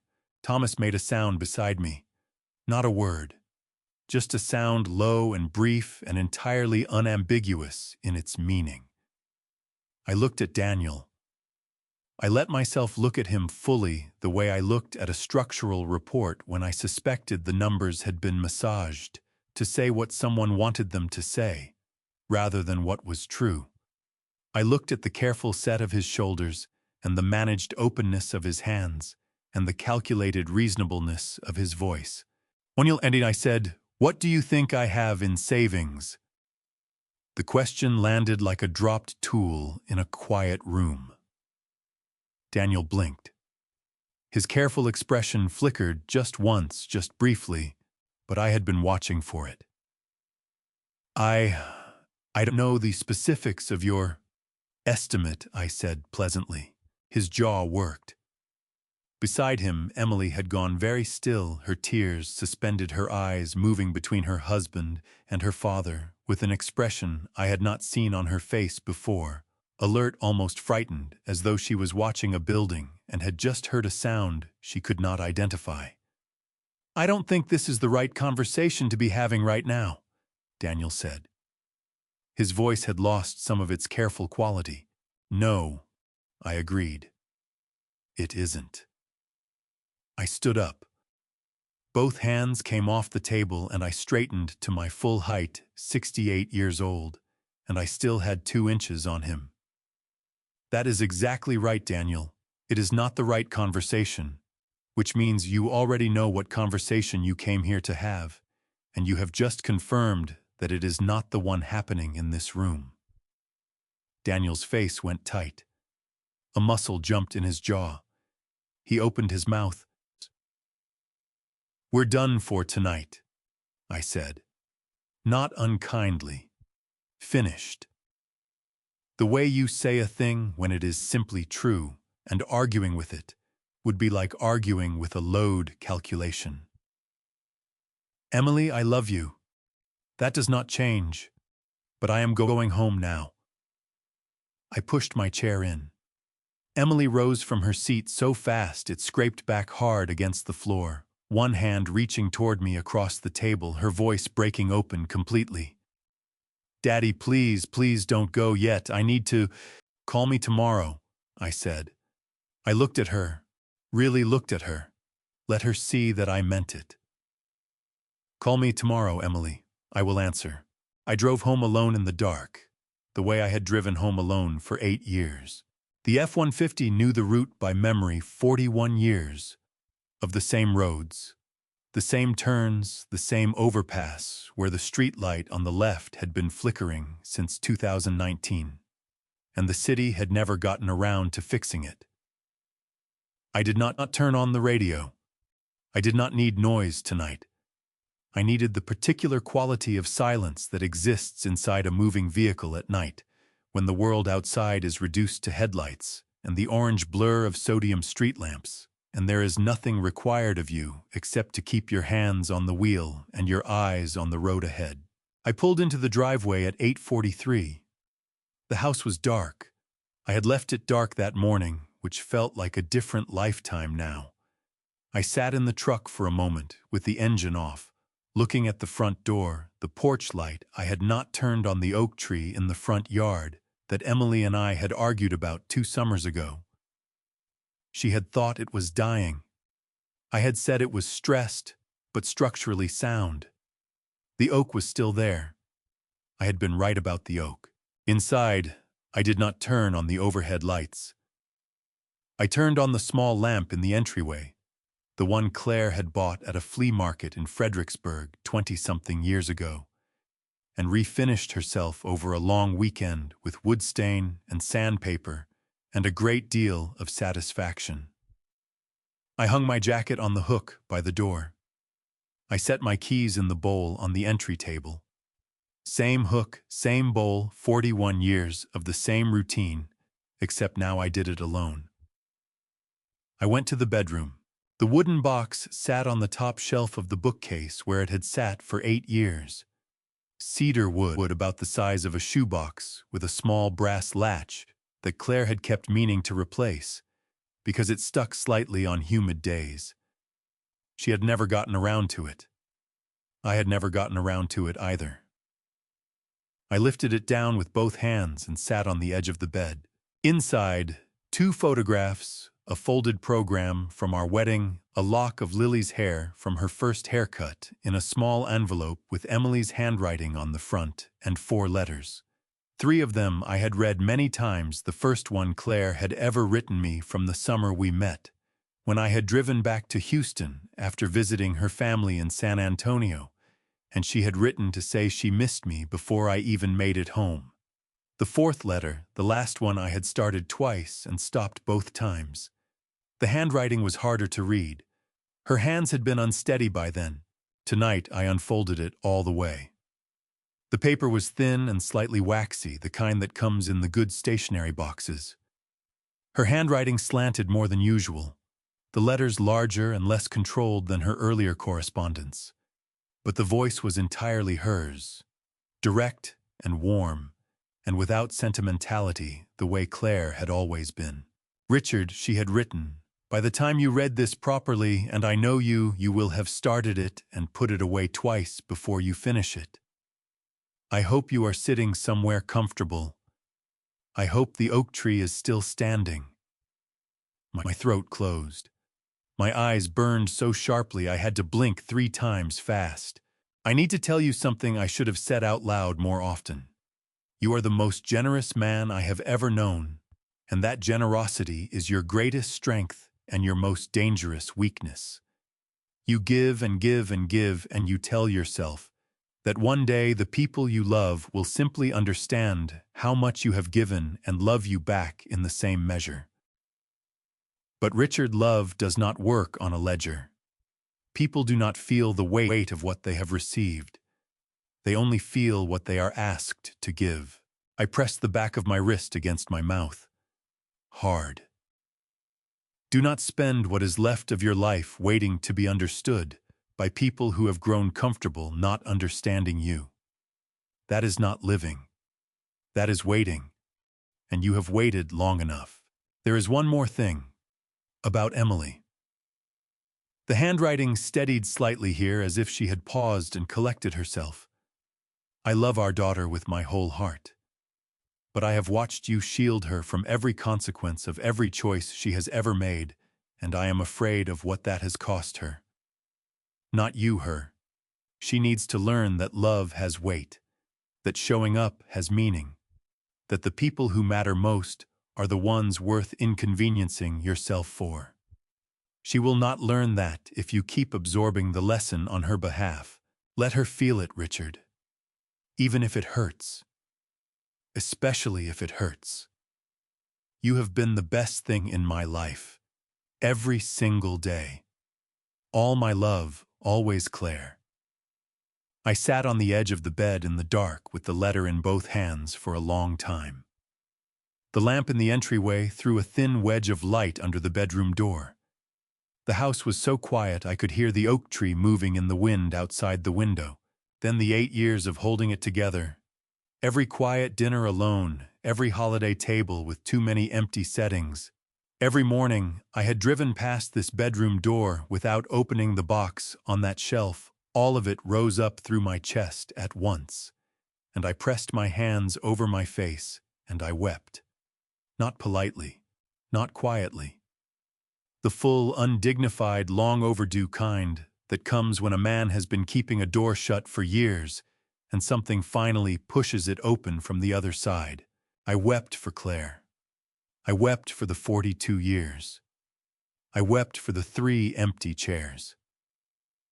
And when it was over, I sat up, folded the letter carefully along its original creases, and placed it back in the cedar box.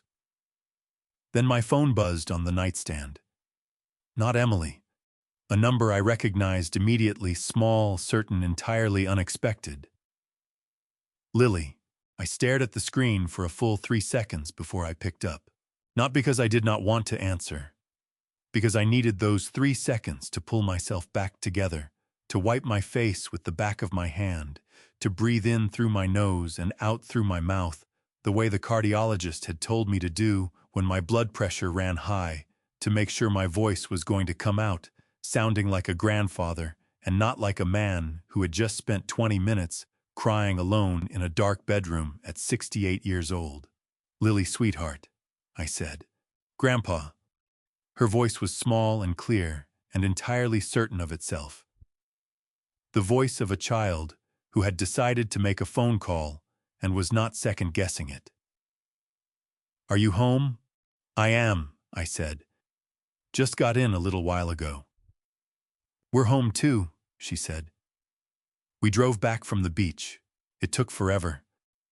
Mom and Dad didn't talk the whole way, and the radio was off and I fell asleep, but then I woke up and it was still quiet, so I just looked out the window.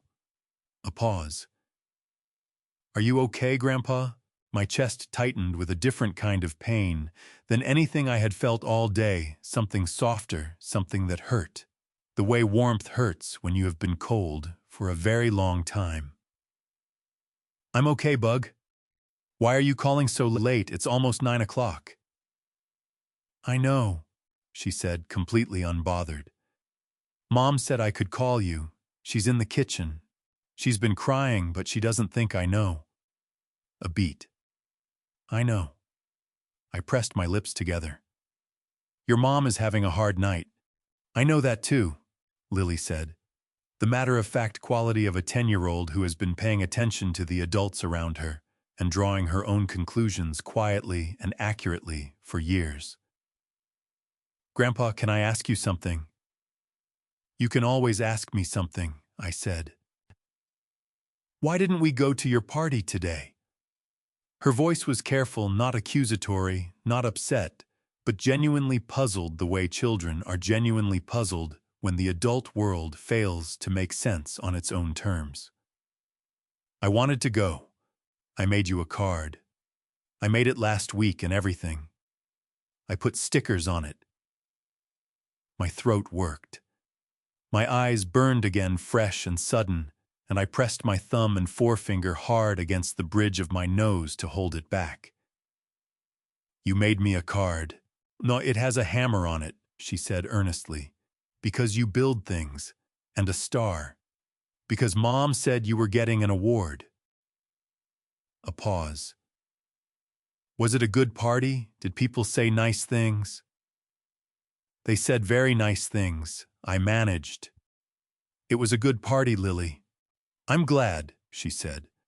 And she meant it completely uncomplicated, without any of the subtext that every adult conversation I had navigated today had been dense with.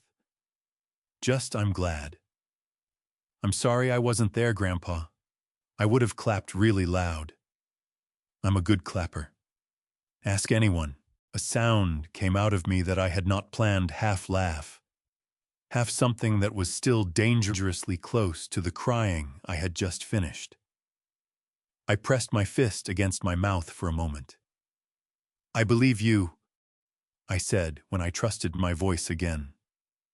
"I have heard you clap at your soccer games.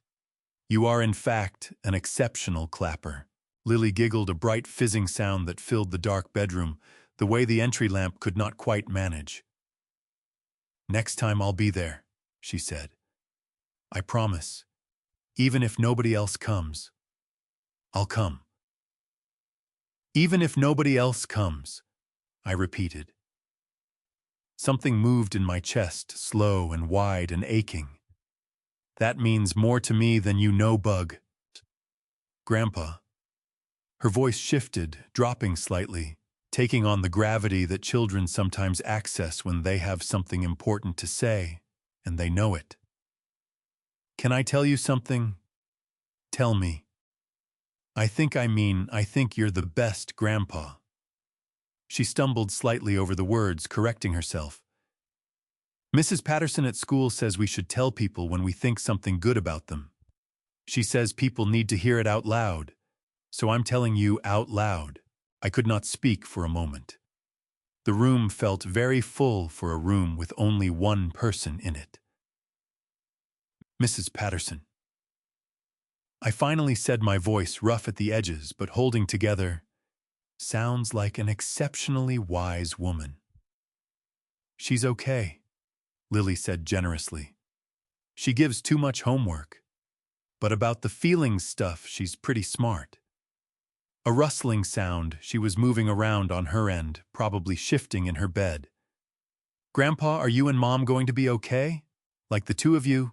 The question hit me with the particular force that only an honest question from a child can carry. No agenda, no manipulation. Just a 10-year-old who loved two people and wanted to know if they were going to be all right. I sat with it for a moment. I sat with the weight of it, and the cleanness of it, and the fact that Lily deserved the most honest answer I could give her. "I don't know yet," I said, "but I think we're going to try, and trying is the most important part." "That's what Mom says about math," Lily said thoughtfully. "She says effort counts even when the answer is wrong." "Your mom is right about that," I said. "She's right about more than she gives herself credit for." Lily seemed to consider this with genuine seriousness. "Grandpa, I'm going to come see you soon. This week if Mom lets me. I'll bring the card." "I would love that more than anything," I said. "Okay." She sounded satisfied, the satisfaction of a child who has made a decision and fully intends to follow through on it. I have to go brush my teeth now. Mom's calling. A pause, and then with the guileless completeness that only Lily could manage. I love you, Grandpa. Like a lot, a lot. My whole chest broke open on those 4 words. Not painfully, the opposite of painfully. Like a window being raised in a room that had been closed up all winter, the first cold, clean air rushing in. I love you too, Bug, I said. Like a lot, a lot. She hung up with the decisive click of a child who does not linger on goodbyes. I sat on the edge of the bed with the phone in my hand, and the lamplight coming under the door, and the oak tree moving in the dark outside the window. And for the first time all day, through the empty chairs and Emily's voice on the beach, and Thomas's speech, and the conference room, and Claire's letter, for the first time since I had put on the burgundy tie in the men's restroom mirror at 7:45 that morning, I did not feel entirely alone. I set the phone on the nightstand. I looked at the cedar box on the shelf. I thought about Claire's last line. You have been the best thing in my life. Every single day. I thought about Lily saying I'll come even if nobody else does. 1 week after my retirement ceremony on a Saturday morning in mid-October, I sat down at the small desk in my reading room and did something I had been putting off for 5 years. The reading room had been Claire's project, a converted corner of the house that she had insisted we needed, even when I argued we did not have the space for it. She had been right, as she was right about most things involving the interior life of our home. It held 2 chairs, a lamp that gave off warm yellow light rather than the blue-white of overhead fluorescence, a bookshelf that had expanded 3 times since we built it, and the small oak desk where I now sat with a cup of coffee that had gone lukewarm, and my laptop open to my bank's online portal. I looked at the recurring transfer on the screen for a long time. $700 a month automatically transferred to Emily's checking account on the 15th of every month for the past 5 years. Before that, it had been other things: the lump sum for the house down payment, the wire transfer that covered the credit card debt Emily had called me about in a panic one midnight 4 years ago, the tuition payments, the car repair that Daniel had somehow allowed to become my problem. All of it quiet. All of it without discussion. All of it invisible the way water is invisible until it stops flowing. I thought about Claire's letter. She needs to learn that love has weight, that showing up has meaning. I thought about Lily saying Mom and Dad didn't talk the whole way, and the radio was off. I thought about Daniel in the conference room, spreading his hands across the table, saying, I think we all want the same thing here, and what he had meant by it, which was not what those words said. I moved the cursor to the recurring transfer. I clicked cancel. The portal asked me to confirm. I confirmed. It took 11 seconds. 42 years of work, 5 years of monthly transfers, 1 decision, 11 seconds. I closed the laptop. I picked up my coffee, found it too cold to drink comfortably, and went to the kitchen to reheat it in the microwave. While it heated, I stood at the window above the sink, the same window where Claire had kept her basil plant every spring, and looked out at the backyard. The oak tree was there, still standing. Stressed but structurally sound, exactly as I had assessed it. 3 days later, my phone rang. Emily. I let it go to voicemail. Then I called her back 20 minutes later when I was sitting in my chair in the reading room with fresh coffee and the particular stillness of a man who has decided how a conversation is going to go before it begins. Daddy. She picked up on the first ring, her voice carrying that new quality it had developed since the conference room, careful and slightly raw, like a place that was still tender. Thank you for calling back. I said I would. I told her. A brief pause. The transfer didn't come through this month. No, I said. It didn't. Another pause, longer this time. I heard her breathing. I heard the particular quality of someone choosing their next words with great care. Is everything okay with your accounts? I mean, did something happen with the... Everything is fine with my accounts, Emily. My voice was even warm enough to be kind, firm enough to be clear. I retired. I am managing my finances differently now. That transfer was something I chose to do for a time, and I have chosen to stop. The silence on her end lasted long enough that I could hear a car passing outside her window somewhere on whatever street she was standing near. Then, "Okay," she said, quietly. "Just okay." That surprised me. I had expected pushback or the gentle circling she did when she wanted something and was managing her approach. Instead, just okay. I sat with that for a moment, recalibrating. "How are you doing?" I asked. And I meant it genuinely. I was her father, and I meant it. Her breath caught slightly. "I've been thinking a lot," she said. "About a lot of things. About what you said in the conference room. About the chairs." Her voice thinned.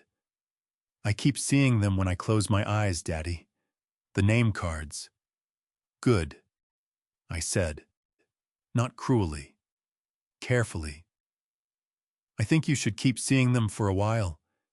I think that is the right thing to be sitting with right now." A small sound from her end, not quite a sob, but the sound adjacent to one. "Are you angry at me?" I considered the question honestly. "No," I said. "I am not angry. I am adjusting.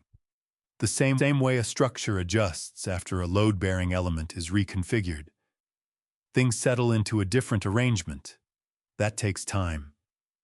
"That is such a dad answer," Emily said, and something in her voice broke very slightly on the word dad, just enough that I heard it.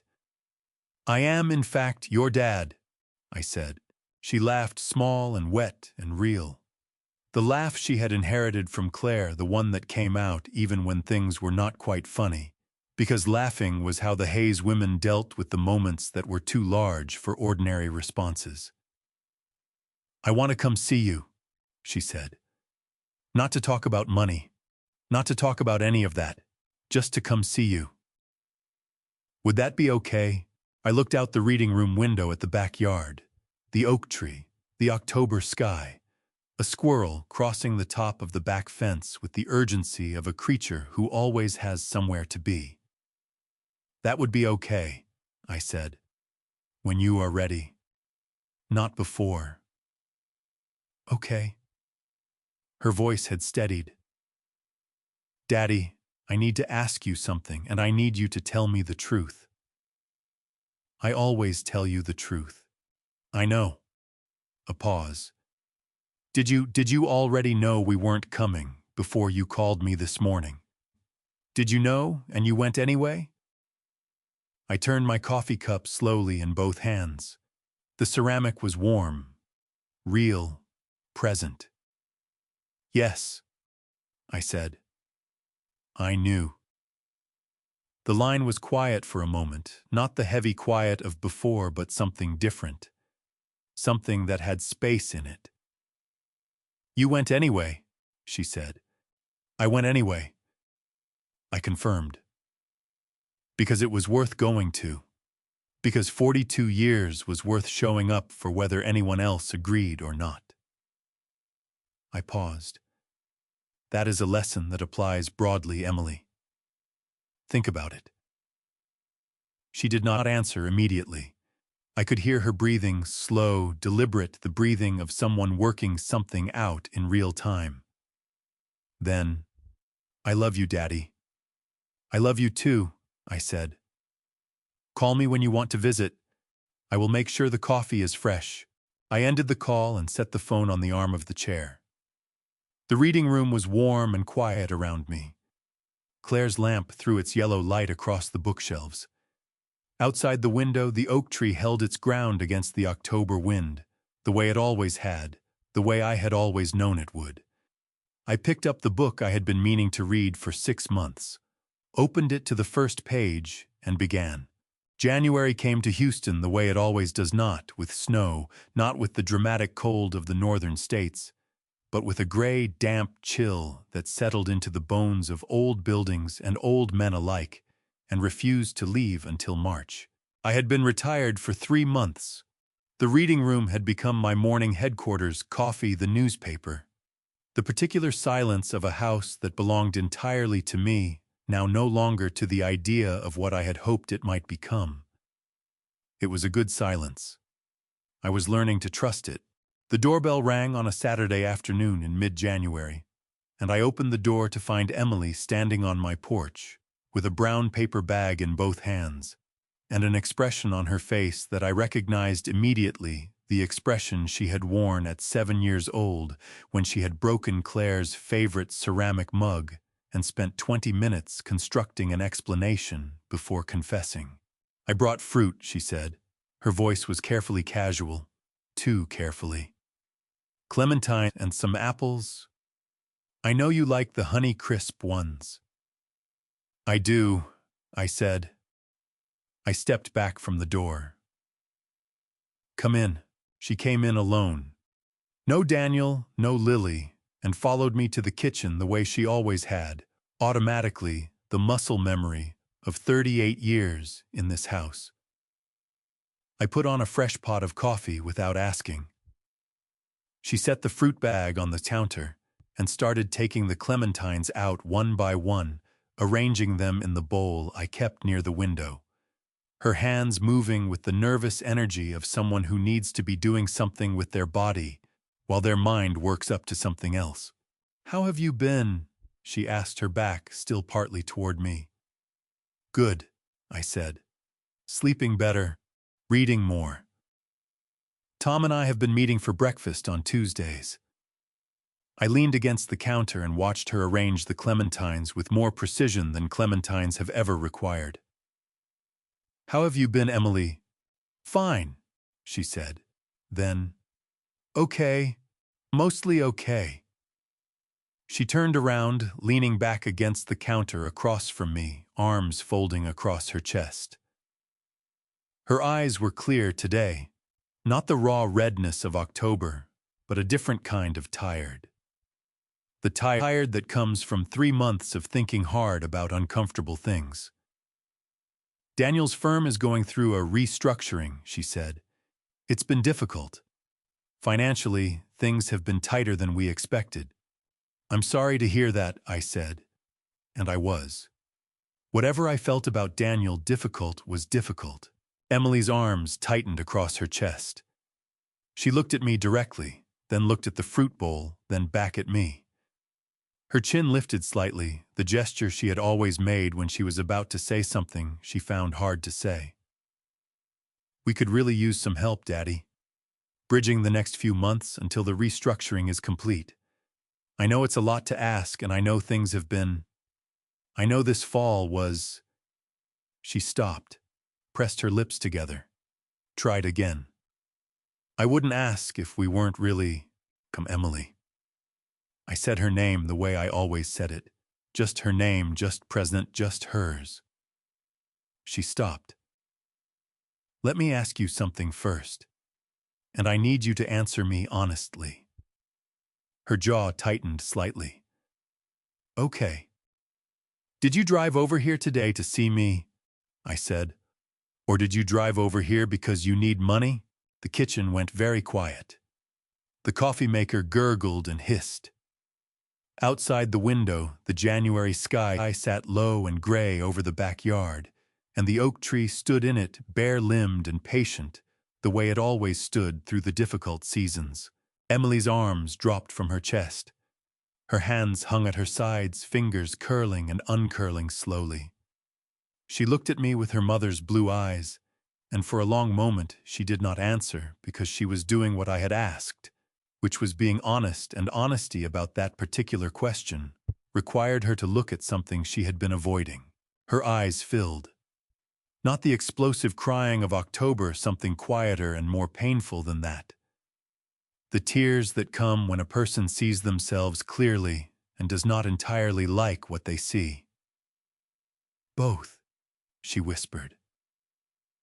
I think honestly, Daddy, I think it was both. The word honestly landed in my chest and stayed there warm and aching simultaneously, because it was the most honest thing she had said to me in years. Okay, I said quietly. I turned back to the coffee maker, poured 2 cups, set one in front of her. Okay, Emily. Thank you for telling me the truth.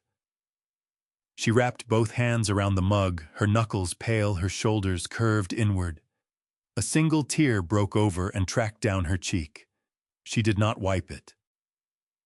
I'm not going to give Daniel money, I said. But you are my daughter.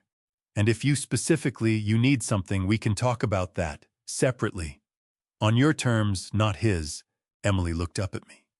Her expression cracked open, not dramatically, not with sobs, but in the way that a door cracks open when someone on the other side finally decides to stop holding it shut.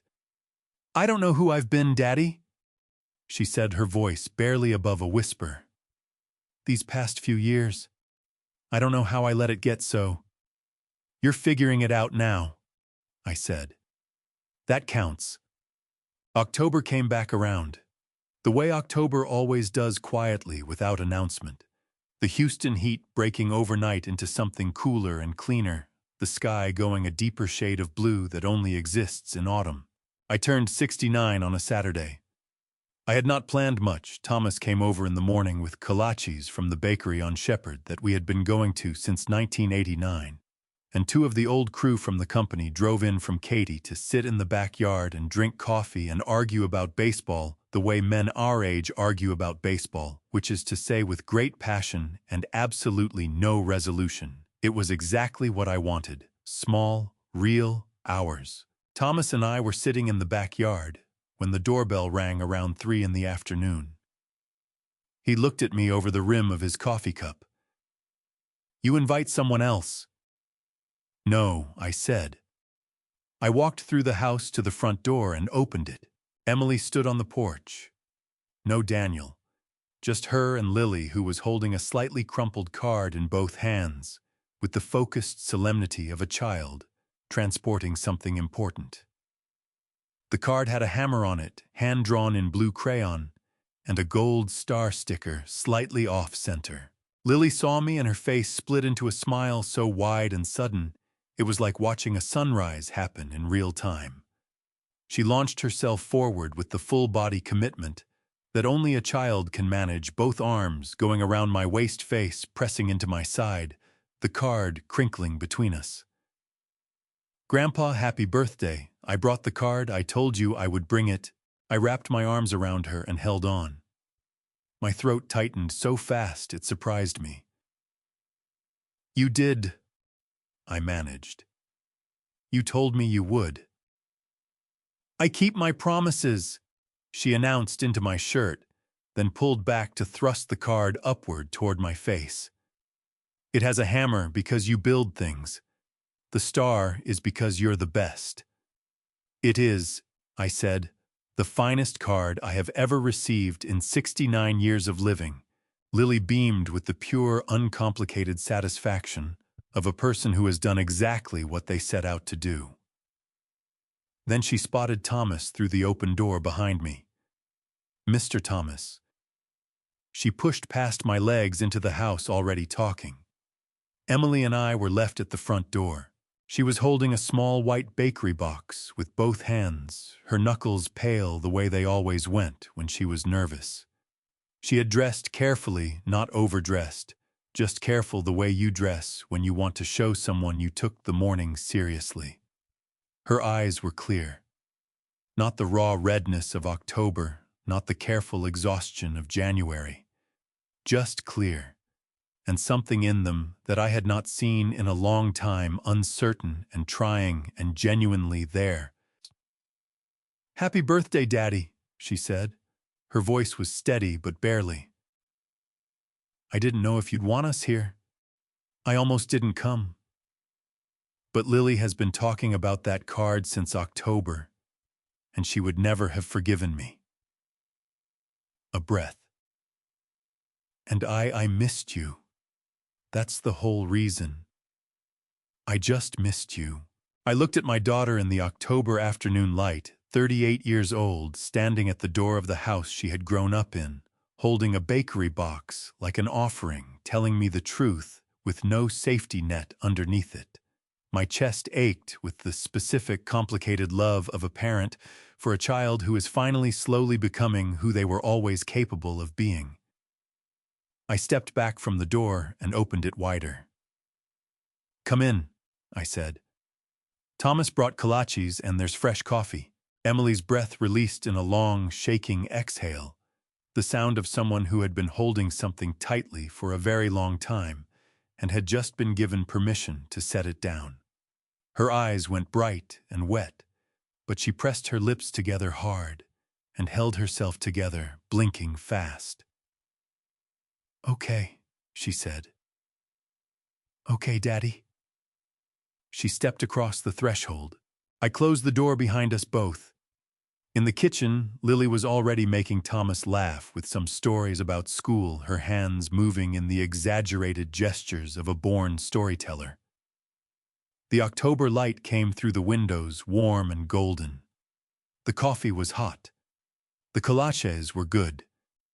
It was not forgiveness, not entirely, not yet. It was something that comes before forgiveness. A door left open rather than shut. A chair at the table available if she chose to sit in it. She chose to sit in it.